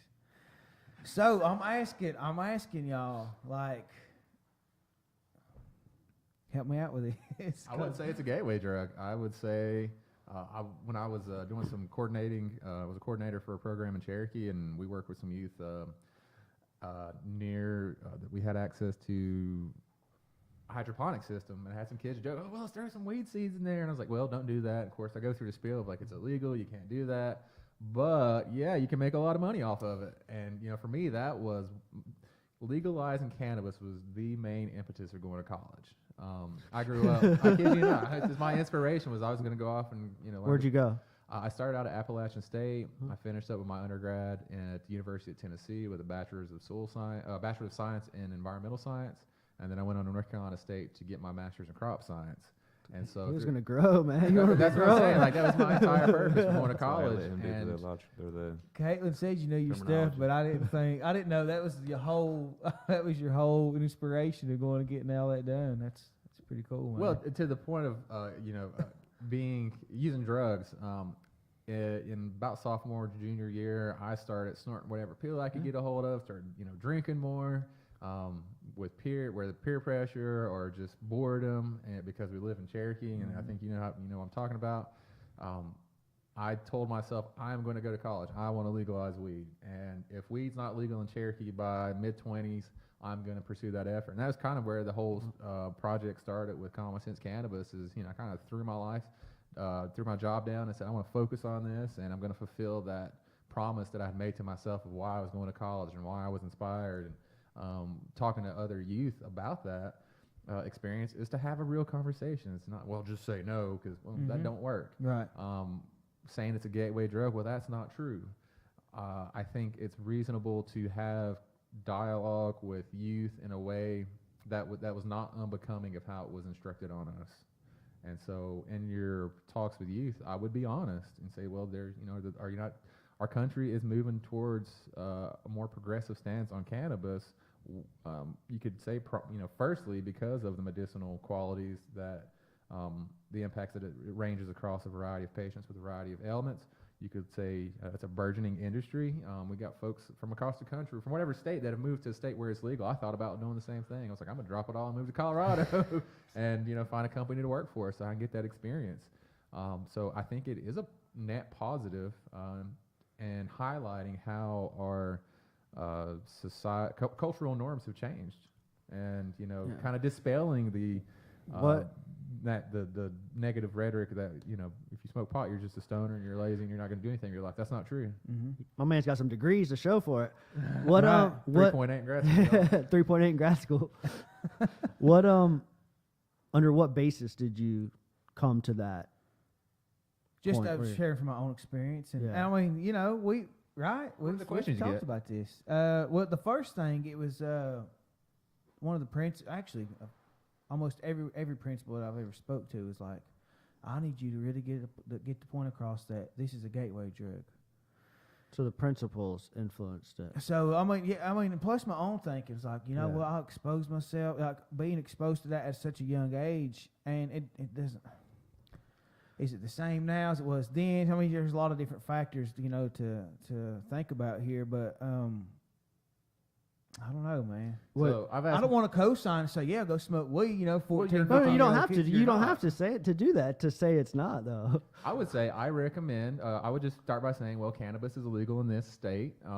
Across the country, you have to be 21 to consume it. Okay. Yeah, if- there are effects that show if you. It's just like alcohol. You Well, be a if certain age to cannabis drink alcohol, if right? cannabis It's just- was legal, then it would be regulated. A 17-year-old teenager wouldn't be buying cannabis from a drug dealer. They would Right. have to go to a dispensary who then would card them, and they wouldn't be able to access it, right?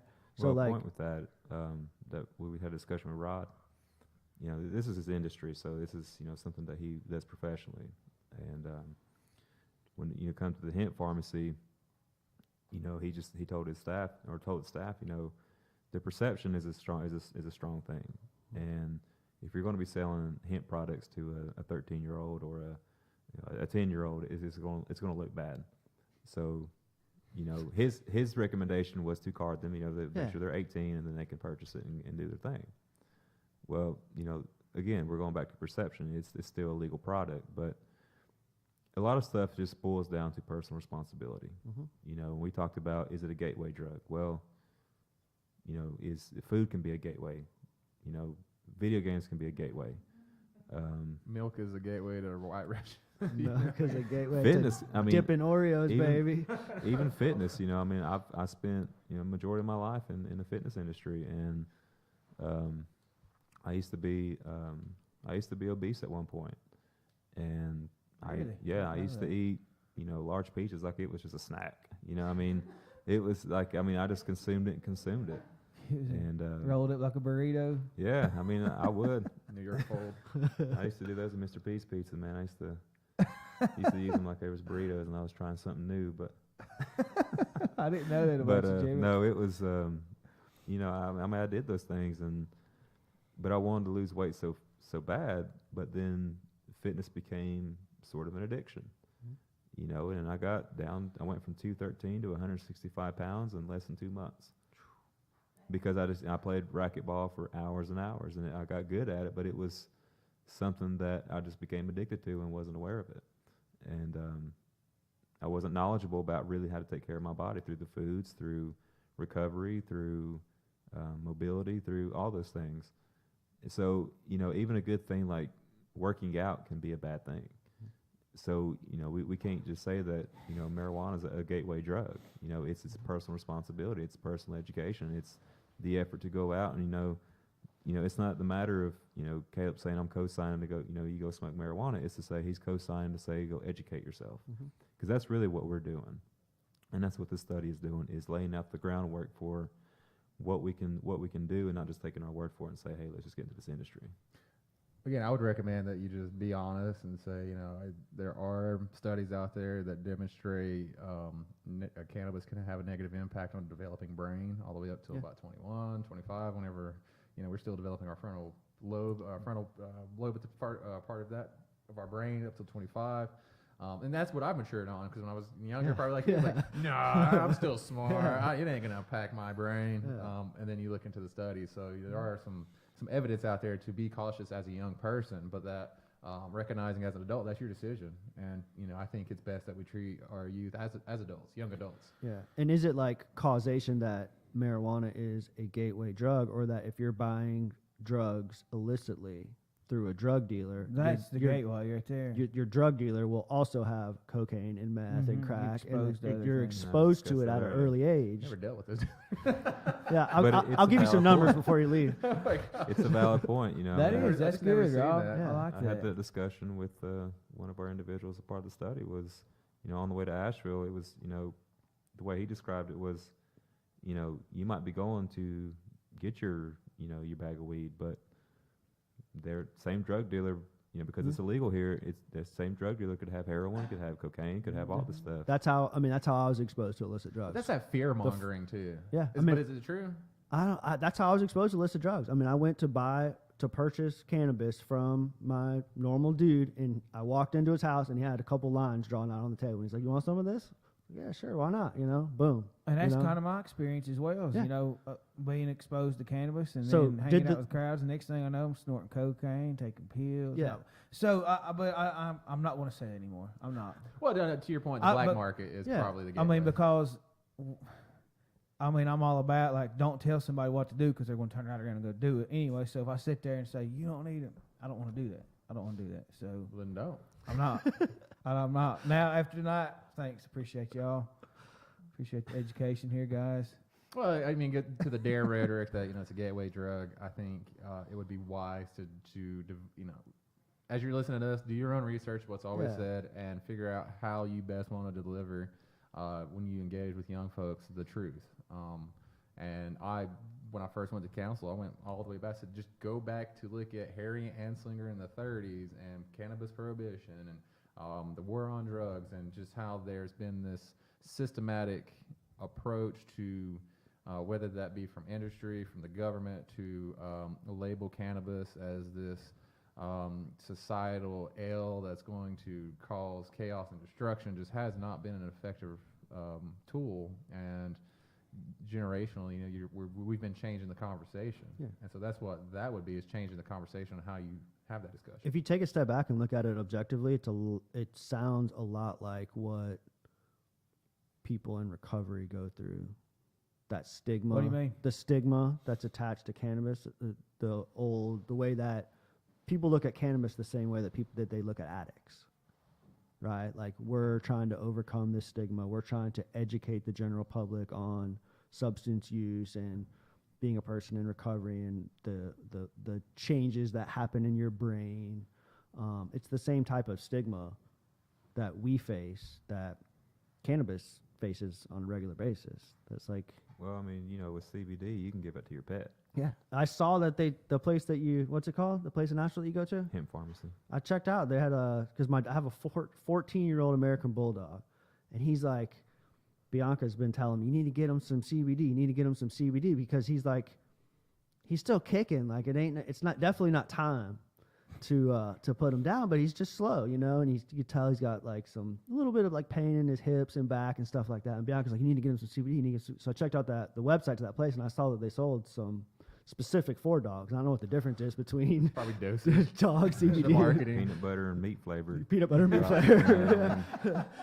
But I mean, yeah, I mean, kids can take Yeah. CBD. They can. It's just a matter of, you know, cannabis 101. Well, the studies to say, you know, and that's where you have pushback from within our governmental institutions, rightfully so, to say, you know, we need the studies and the data to validate certain dosages for, you know, whatever ailment before I think certainly before there's large, wide-scale acceptance of it. Mm-hmm. But going back to the anecdotal evidence, that's why you see so many states with recreational or medicinal legalization, is that for far too long, and to your point about, I'm glad you brought up the incarceration, because there's been, again, the systematic oppression, systematic injustice on people of color across this country, and one of the for cannabis convictions. And then there's also another component, as the industry, as there's more legalization across the states, you're seeing a far higher proportion of, I think it's like phrases, non-Hispanic whites that are getting into the industry versus people of color across this country, but there's a greater incarceration rate of people of color versus non-Hispanic whites. Yeah. And so there's a discrepancy where, in Oregon, they did a great thing by, what's that called when you give up a charge? Help me out here. Help me out here. Oh, Expunging. Yes, thank you. expunge, yeah. In Oregon, you're seeing. I think the governor there signed a bill to expunge the records of low level drug offenders, misdemeanors related to cannabis for like the last 20 years or 15 years, because that can negatively impact someone's ability to secure a job, to be Housing. to be productive in society, and so that conversation also needs to. Is something like that even like on the potential radar down the road? Yes. For after once I've the had study's this- done. I've already and had this discussion about expunge. Yeah. Yeah, it's it's a tough subject because you're still dealing with that perception that where you're going to expunge everything else. But it has to, if you're a murderer or you're something much more, hardcore than just simple possession, because you do have some people out there who utilize cannabis for their own personal benefit, and it could be medicinal, but they've been caught with it and they got that on the record. So and that can hurt them in the long run in terms of getting a job or anything else. But I think to expunge those would be a good idea, or weighing the option of, well, not weighing the option, but weighing the idea of for possession up to a certain amount of ounces. North Carolina's looking at the talk in North Carolina is up to 4 ounces for personal use. That's recreational. But could we mirror that? We could. Considering we do operate in our own system. Anything beyond that could be a charge or whatever. But the point of it is decriminalization. That's what it boils down to. And I think Joey, correct me if I'm wrong, but anything beyond 4 ounces would be a Class 1 misdemeanor, is what's being presented. And that's on the state level, on the state level. North Carolina is already considered a decriminalized state, so cannabis is considered a Schedule 6, and anything possession up to a half ounce is just a misdemeanor with a fine up to $250. So North Carolina at least has that going for us. Step in the right direction. Sure, keeping the court systems not inundated with these low-level offenders, not sending people to jail for it, not seeing excessive fines. I don't really want to talk about illicit drug use too much, just because what's classified as illicit drug use. Yeah. But do either of you two have personal experience using CBD? Yeah, Yes, I use CBD every day. every night and every morning. Tell me about it. What's it? So I use CBD primarily for a bulging disc in my L4, and I got that out of an injury several years ago. The only thing that I was given at the hospital at that time was I asked specifically because I got hurt at the gym, and I think I was back squatting. I wasn't back squatting a lot of weight, but it was just the way that I turned coming up, and I felt a pop and I saw a flash in my eye and I went down. Luckily, there was racks on the squat rack that caught the weight when I went down, but I could feel all of my extremities, but I couldn't move, or I couldn't move well, and so they put me in the ambulance and took me up to the emergency room, and it took about a team of 5 people to get me up on the bed. And later on, the nurse came in and she said, "How you feeling?" And I said, "What do you think?" And I said, "Well, can I get an X-ray or an MRI done just to make sure I don't have any damage?" And she says, "Well, we think that you just strained your back, and so we're just give us some time and see how you feel, and if it's more pain, come on back." So I was given basically a numbing shot and some pain meds, and high dosage of ibuprofen and it might be an oxycodone, but it was one of the harder ones. I think I only took a couple of that because the pain was so bad. But the pain went away for a while, and I started going to a lot of CrossFit competitions and testing my body to the max and lifting a lot of heavy weight and competing, and just under the assumption that my back was okay. Over the period of time, that disc started to progress in terms of damage, and that disc got narrower and narrower, and it just started bulging out. So, I ended up getting diagnosed with that. So I've had to do a whole transition in my fitness and how to take care of my body a lot better, mobility-wise, to decompress. But instead of resorting to high dosage of ibuprofen or anything that could give me, scar tissue in my liver, or raise my liver enzymes, like acetaminophen and your Tylenol, or any higher painkiller, I resort to CBD, and I use about 1,000 milligrams as far as oil goes, and I sometimes take 50 milligrams of the froggies that are that you can get from the hemp pharmacy, and I use a 500 milligram CBD cream that you can rub on like you would icy hot. So I put it on the area, and it eases the pain, and it does no side effect or damage to my body. So that's why I use CBD. I do get the hemp flower from time to time, and that helps me out really well too. So How long ago was the injury? I'd say it was when the old hospital was still there. So it's been, I'd say, about 6 years. Significant amount of time. Yeah, Yeah. significant amount of time. How about you, Joey? I have a variety of conditions on my back. I asked recently, I said, can you tell me all these terms? I had went tubing 3 years ago, laid down for 30 minutes, ended up with back pain for the next, through now. The last episode I had been using, I told my physician, I said, I don't want to use heavy narcotics. I said, that's just not part of what the scheme I want to use. And so I was prescribed an 800 ibuprofen and then a 5 milligram cyclobenzaprine. I tried taking that as least possible as I can, lowest amounts, less frequently. But there were times where just depression sets in because the pain's so bad. Laying on the floor, curled up, not being able to move, and my wife standing over me, just like I can't do anything, and lay there and cry for 3 hours. Or I had an episode last year where I was standing up, couldn't move for 3 hours, and literally had to take all the drugs that I had, which was the cyclobenzaprine, the Aleve, ibuprofen. What's that called? The numbing cream that you a lidocaine patch. I stick it on my back. Took a couple shots of vodka. It hurts, to be in back pain. And I incorporated CBD oil in about 7 months ago, and right now I'm taking like a 40 milligram dose before bed, a 40 milligram dose at the beginning of the day. Haven't had, if I have a flare up, I'll take some medicine, or if it's sore. But to me, that I get that level of palliative relief for the day that doesn't require any kind of medicine, any kind of over-the-counter prescription pills. So just really quickly, there's this book I got. It's called CBD: A Patient's Guide to Medicinal Cannabis, and it's called Healing Without the High. You can purchase this at the hemp pharmacy, but there's a story in there about this lady who had a tumor, and it was a very massive tumor to the point where it was deemed terminal, so they really couldn't do anything for her. So she had to do something to curb the pain, and she was recommended CBD. So she started out with that, and I think she was taking about 2,000 milligrams a day, and that's pretty much the whole bottle.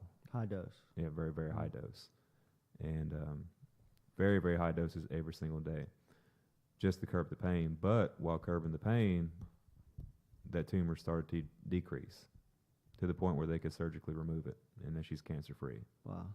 So it's just, it was something they didn't It's the expect. causality there. Yeah. You didn't expect anything to happen, in Yeah. terms of that, but that's what happened. What's funny in all these different stories is that it's always like the last ditch effort. We tried everything else, so let's try CBD, instead of like, hey, maybe CBD will work from the beginning. Why do we have to wait until we've tried all these other things? When So- I run, a lot of times, like today, I took 8 200 milligram Motrin during my run, like every 2 That's a hours. lot. That's dude. Every 2 hours, because my legs will Every start 2 hurting. hours? Yeah, That's not good. For I know, your- right? So for that's your why as I'm liver, sitting here bro. listening to this, I might be going to get some froggies. Froggies. Do That you? would be my recommendation. Here's your, Yeah, he's got a whole catalog There you right go. there, man. I would just say give it a shot. It's one of those things to where it may not give you the effects that you're seeking. Mhm. It depends on the body. I think, like Jeremy said, like going and talking to somebody in the hemp pharmacy or in one of these. they are Retail outlets. specifically Retail, required to understand this book, and that's Okay.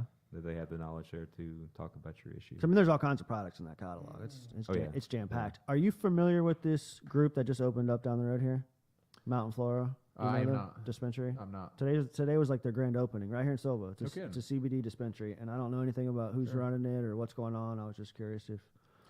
Well, I know the Country Cupboard right there, across from the red lights coming off the hill. They've been selling CBD products for a little bit, and So I mean, you're going to see businesses like Hemp Pharmacy, the business you just referenced. Everybody's, they're rushing in. They're rushing. It's a gold rush. It's a green rush, and it has It's a been for green rush. for the last 5 years, 6 years, as you've seen recreational markets open up, and citing some of the data out of the ArcView research. There is that it's only going to climb for the next half century. Our family son, Rob. What you getting? Giraffe nuts. Giraffe nuts? Yeah. Not For eating real, the I whole ain't want to bag. check them Hey, out. what 'cause you I got? If this- you get this thing passed and you get this approved, and you get the Eastern Band of Cherokee Indians their own line of products, I ask you one thing: can you name one thing after Caleb McCoy? Just like get them something. Name something. I promise man. you, I'm not doing that. No, come on, man. Come on, Joey. Where's the love, man? Where's your boombox? Where's your boombox?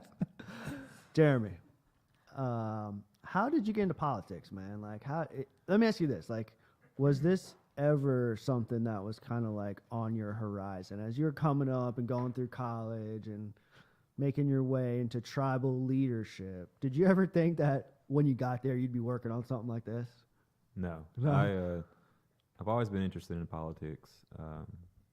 By the age of 18, I was pretty gung ho on the idea of running for council, but was advised that I was way too young for that, which is ironic because for qualifications to run for council you have to be 18, at least 18, which is weird because for school board you have to be 21. And the magnitude of what you're responsible for at the council level is the most powerful form of government. Back in 20, 30 years or before gaming, when we didn't have such a massive budget and we didn't have all these programs and resources and whatnot, it was easier to function the tribe at that age because there just wasn't a whole lot Just going less on. responsibility. So, but we're talking about a whole different scenario Yeah. now. You're talking You were about fighting for federal funding. Yeah. You had to Yeah. go to DC all the time. yeah, it's a whole different ballgame now. So I think that the age limit for council should be at least 25. And I'm 30, but I think it should be at least 25. You've got some experience under your belt in the real world. You've probably went to college by that point, got your degree, and worked in the real world and had everything else established. That's my recommendation because this is a whole different beast than what people think it is. Well, when you actually do your job, it is. It's when Is that a subtle little jab there, Councilman? just warning you. Right. No. But, It's all politicians. When I read your platform when I was in jail when you was Mhm. first running, and I was like, he's trying to get this change where you got to have a degree because I'm sitting there, like, I was hating on you at that time. It's fine. You weren't the only one. Yeah, but I mean, you've been doing a great job, Jeremy. You Appreciate have. it. Yeah. But yeah, it was my interest in politics was far beyond tribal. It's more of on the It federal still level. is. To an extent, yeah. Yeah. It's I'm thinking about it. We'll see what happens in the next 10 years, but it's I was recommended to start with school board, but I had no interest in serving on school board. It was strictly I'm going to run for council if I'm going to run for anything. I ran for the first time in 2013. It would have been a mistake if I got elected then because I still need experience under my belt, how the tribe operates, how the real world works. I didn't make the primary. I won by one vote in the primary, and I actually had a recount. It was 107 to 106. Wow. And I ended up being, after the recount, I still came out 107, 106, and I was in the top 4. And I got well over 200 votes, about 236 or 250, something like that, when the general election came out. I mean, I finished last, but nonetheless, I think I was 23 or 24 at that time and still going to school. And, just first time I didn't have a family background to lean on in terms of politics. I didn't have a political history with my family or anything like that. It was just, I made myself known, just slowly but surely. And this last election, I didn't expect to get the count that I did, but it was just how you carried yourself out and the ideas that you tried to exchange with people, and you start earning their trust, and that was one of the biggest factors. And that's something I'm trying to incorporate in this now that I'm a councilman, is to create or establish a trust connection between government and community, because that is something that's so hard to come by, because people do not trust government, and understandably For so. many of the right reasons. Right? For all, I mean, it's Yeah. just understandable because the system's been abused for so long that we've never had anybody that was truly transparent. We campaigned on that, but we never had anybody really follow up on what they said that they were going to do. And the thing that I tell people is be realistic about what you're offering. 5 to 7 things that you can say that you can talk about or cover within your first term, because I'm telling you, it has to be longer than 2 terms or 2 years for a term, because when you're a rookie going in, you've got 1 year to learn something and establish yourself in some point, some form or fashion, and then you're back on the campaign trail. So it really gives you no time for consistency, and that's why we're so far behind in the tribe, is that we've never had true consistency with what we try And to then do. the people aren't happy because you didn't get a whole lot done you because you're learning learning, and then you gotta. It's a cycle. Okay. Is that right? Yeah, and to answer Caleb's question, yes, I am running again. But You heard it. NC Raw. You heard it here on NC Raw. you heard it here first. But it's it's a stressful job. It really is. It's a very stressful job. Trying to meet everybody's demand and being over about 16,000 people entirely is a very hard task to do when your first term. But I tell you, I mean, I love my job. This is something that's very impactful for what we're doing. But again, it's helped me out a lot to be realistic about the things that I'm trying to offer, and to also extend out talking about the hard things, just like with cannabis, because I don't think this topic would have ever came up if I didn't get elected. Yeah, you're talking about things that are just like a couple And years I'll- ago were so taboo, right? Like Well, I mean, I'll tell you, I'm going to at that touch level. some nerves here soon, Yeah. because a project that I'm going to be working on, I'm going to talk with Caleb about it too, is own my photography business. Yeah, So one of the best way to touch people is through photos, is through photography. How to make your photos speak.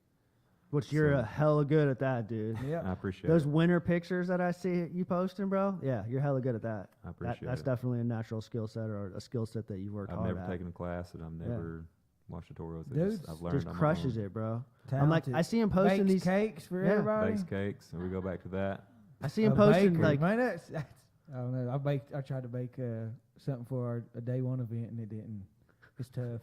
bean bread. You can follow the directions on the box. Just patience, I man. mean, The first time you cook something, I don't know if I'd go with bean bread or Bean bread organic dessert. vegan I bean made bread. some CBD fry bread. I one saw night. that, man. I saw that. Man, it was delicious. And they were Really? they were calling That's for it at good. the fair next year, weren't they? I had my own booth, CBD fry bread. Yeah. Well, if I don't get reelected, it'll be CBD fry bread. But what was you saying now? You going what you got? What you got in mind, Yeah. man? Photos. through my photo project is to expose the drug issues through photography. So we We ain't including Caitlin. Just saying. but it's going to it's what I call hope in a dark place. So a lot of the photos are going to be exposed in a very dark matter, but exposing that there is still some form of hope. So one of the ideas is like I don't want to give too much because I want people to be. Oh, you'll see photos as soon as we leave here. We post it on Facebook. But well, it's sort of like I'll just go ahead and put it out there. One idea that I have is it's like putting it's like A syringe. it's like taking a trail and then covering it with syringes, and then saying this is our modern day Trail of Tears. It's an idea that I'm thinking about, and spelling like taking pills and syringes and spelling out this is not you. So it's a way of identifying the problem, but good. saying kind of training, It's good telling stuff. your mind this is not what you have to be. Yeah. This is where you're at. This is not what you have to be. So I've got several ideas of mine. I'll be working on those very soon. Madison High Long is also working on her own initiative. She's on the West Coast right now, but she's kind of already put out a photo that's kind of it's Dylan Rose. I think he's in the mask, but he's got a spoon with the substance in it, and he's got a lighter under it. But he's also wearing a Cherokee mask. So it's sort of like what drugs have done to our culture, but also at the same time how culture can revitalize what we're dealing with. So it's interesting what photography can do, but that's a project that I'm going to be working on. I've got some pictures. I got a close friend. She's been traveling the country and everything, speaking. She spoke at a big DEA conference, FBI conference, and everything for the opioid epidemic. And she's been doing some of that kind of stuff. I'll have to show you some before we leave tonight. Cool. All right. But one thing that I will touch on that you may was going to transition into it, but it's to go back to mental health. And the commentary that I released for to refrain from calling people in recovery an addict. When did you put that out? It's been a few weeks. Now, is it you referring to an article that was in the One Feather or It was something a you commentary posted? in the One Yeah. Feather. Okay. And I got, I called you about Yeah. it. I was telling you about Uh-huh. that. and I got hit on that. You know, I mean, I had people coming at me like, "What are we supposed to call them?" You know, I say you call them people, because if you're talking about somebody who's not willing to make a change, and yes, that's the label that they carry. But for example, if I was to take a father who was absent from his child's life, for majority of that child's life, and he decided one day, I want to make a difference. I want to change. And it could have been from alcoholism. It could have been from drug abuse. It could have been from just simply being scared of being a dad. But he wanted to change and make an impact in his kid's life and be involved. So do I champion his ability to change and be a better father, or do I constantly remind him he's nothing more than a deadbeat dad? Mm-hmm. And that's where mental health comes into play. If I constantly beat that label into his head, that is what he's going to continue to believe. So if I take someone who's in recovery, but I constantly call them an addict, am I championing and telling them that they can change and tell them they can make an impact in life, or do I remind them of what they've always been and what they're trying to escape? Now, there are some people who are okay with that label. You know, I've talked to some people, well, I've been sober for 30 years, but I'm still an alcoholic. Okay, well, if you want to take that label and carry it with you the rest of your life, that's up to you. I'm not trying to force you to do something you don't want to do, but I'm not going to remind somebody of something they're trying to escape. Yeah, it's tough with when like the literature and many of the fellowships AA and NA use it in particular. use it so loosely, and then I have mixed feelings about this. I totally agree with you. Like what using those words, using those things add to the guilt and the shame that's carried with some of our past. But at the same time, I have to remind people close to me all the time, like you can't define. It's not up to you how long it takes whoever it is you're having a conflict with, your mother, your father, your grandparents. It's not up to you how long it takes for them to forgive you, right? Like somebody very close to me is like struggling with a conflict. Well, I've got X amount of time in long-term recovery. I've changed my life in so many ways, yet they still don't trust me. Yet they still don't, recognize the work that I've done and the things that I've done. And it's like the amount of pain and the amount of suffering that they went through, they're still holding on to that. They're still feeling that. They're still experiencing that. So like, and they might forever. And you have to be able to accept that. All you can do is, all you have control over is your behavior today. And like, I don't necessarily call myself an addict, right? Like I'm a person in long-term recovery in the fellowship that I participate in. We don't even identify. Like it's just, hey, I'm Steve. That's it. It stops there because I'm just a person. It doesn't matter what my past is. But at the same time, like, am I an addict? Well, it's been a rough week this week without coffee. You know what I mean? Like, dang, it was really freaking hard giving up nicotine last month. Like, I was doing the vape thing for like 2.5 years. It was really hard. Like, are some of my behaviors still, even though I'm not using like mind-altering substances, how much of those behaviors are still like in my life? Almost 5 years later, almost 5 years substance-free. A lot of them, dude. There's a lot of them there. But I'm with you. And what you're doing by like making that public statement from somebody that so many people in the community look up to through your leadership role and that sort of thing. I mean, that's huge. That's a statement. That's a bold statement. Courageous statement, dude. I commend you for that. This goes back to what I was talking about with, trusting in government and community is, I can be honest. I can be transparent. I can give you the master plan of everything that I presented to you on my platform. but there's still going to be people who have fought tribal government or government in general 20, 30 years. Mm-hmm. And they're going to come walking in and they're going to not trust me with the same aspect.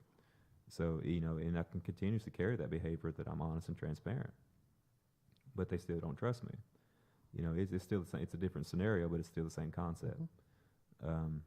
My job is to understand that this is not a easy task. It's not just a matter of, do I call you an addict or do I not call you an addict? The end result is, are you changing for the better? That is the end result. Is are you willing to change or are you not willing to change? But what kills me the most is, and I don't mean this in any negative way, and I don't mean to have any shame or put anyone down, but it's almost like there are some people out there still that when they hit to the point of recovery, that's where they stop. Yeah. So there has to be this. What do you mean? What do you mean? So, like, say you've spent so many years in addiction, and all that comes with it, Mm-hmm. and you went to treatment. Now you're recovered. Now you're sober, but have you really jumped to the next level? There's not enough Caleb McCoys. We're not. There's not enough encouragement to get you to the next level. Just like what you're doing. Nobody's running to Oklahoma. Nobody's started Res Hope. They're still there, still in that spot. And I've heard you say that a lot I think in it's different finding in purpose, different though, language. yeah. Finding purpose, yeah. Yeah, find a purpose. Absolutely. Making But- somebody feel that, because everybody wants to feel valued. But there's underlying like fear of like, hey, it's Exactly. like difficult to like I've come this far, and like they kind of will settle with whatever life they have, instead of like pushing their limits and going out and doing something like that, or going out and dropping their job and starting some advocacy group because they're passionate about it, or starting some podcast. Like it's just. But a lot of it's perception too. Yeah. Oh, totally. I is. mean, it's just like I'm sure you battle with that. I'm sure we anybody on a level that, for me it was, Jeremy's too quiet. He's not going to be a good council member. He's never spoke up in the past. My thing is, have you really talked to me? Like, have you? Because I listen a lot. I listen and I comment when needed, because I could talk all day, but am I really getting anything done? Do I really understand what I'm talking about? That's the thing that I try to, that's how I operate. As I think. You been hanging out with the chief, man? That's what he was talking about last we week. very rarely sit down and conversate, or to be honest with you, when we do, we have these kind of discussions. But what Caleb is doing is beyond what mass majority of those in recovery have seek to accomplish. So from a leadership role, how do we boost the confidence of more individuals in the community to pursue their dreams, to pursue what it is that they're passionate about? There has been people that have been raving successes, and go on to do some great things and still label themselves as an addict or alcoholic. But there is so many people that label, it keeps them, from getting a good job. It keeps them from reaching out. It keeps them from excelling in these things, because it's not a very empowering word, is it? I mean, let's be for real. And there's just so many different ways to describe it and empower people with your words than to say that. I don't want my son, I don't want either one of my boys going around saying, hey, my dad, Caleb McCoy, is an addict. I don't want them saying that. You heard of my dad? Yeah, you know what I mean? I don't want that. And so it's laying that groundwork for people that's coming behind us, to say, I'm more than that. That's not who I am. It's something I struggle with. My experiences, don't define me. Yeah. I would say you have to also, the negative effects that come from the words that are used can be, you have to care about that. If you say, well, that affects me negatively, then you're getting in your own mind to say, well, I'm going to let it. You don't have to.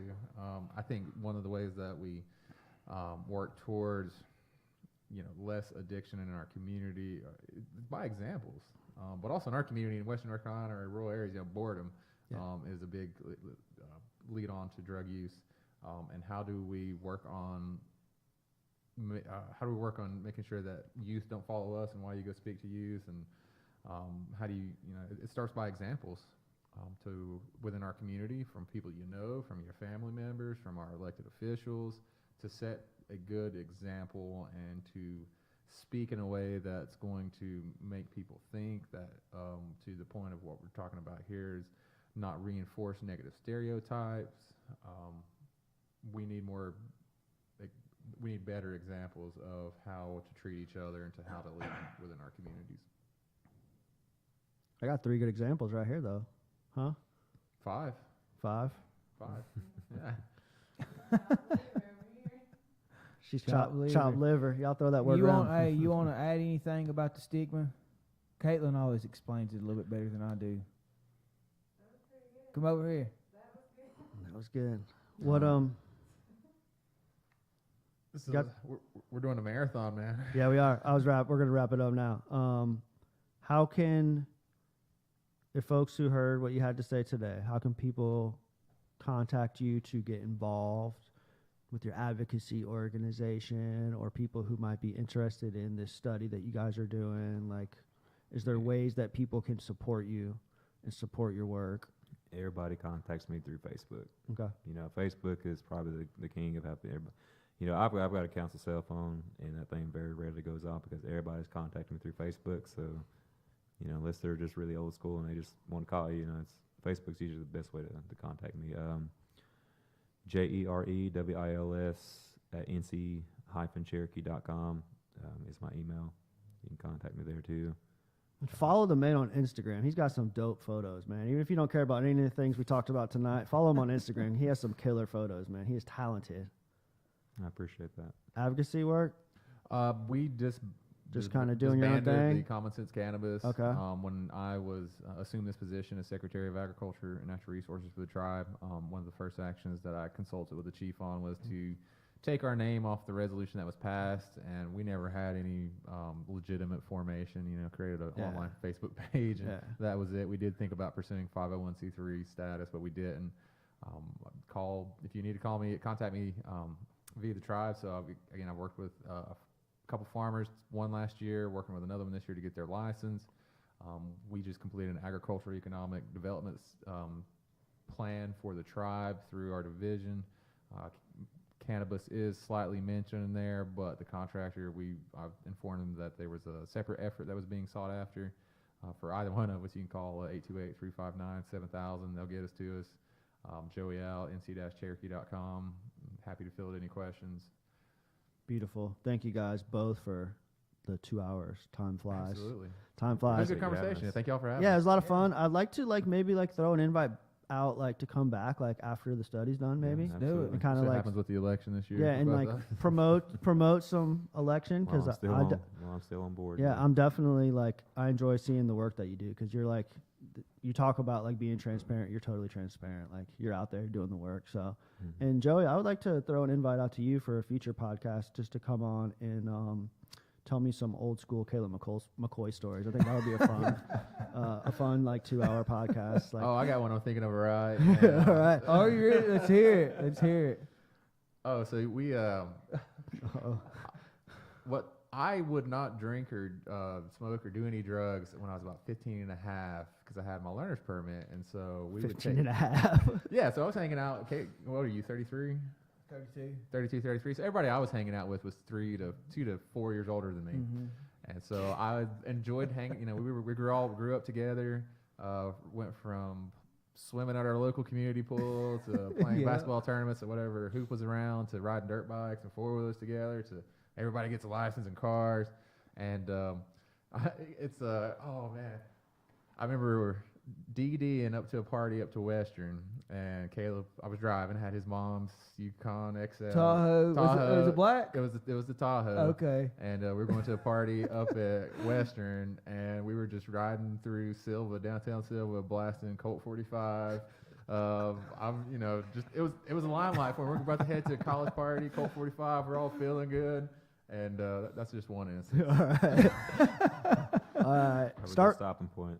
start logging them. Start logging them, man. I want to fill an hour's worth of just Caleb McCoy stories. see you, Paint the Joe. real picture. You guys are both doing awesome work. I'm super privileged to have you guys on. So Thank you. let's do this again, man. Thank y'all for listening to NC Raw. Check out our website, www.ncraw.life, and subscribe to the website. We'll send you exclusive content every time we upload a new podcast. And hit our YouTube Instagram, Twitter, Facebook, all the Y'all go follow us. all the above. Follow us on YouTube. We need some subscribers. NC Raw Podcast. Thanks for tuning in, y'all. Good night. Thank you. Thank you. Let me get a picture of all of y'all before you get up.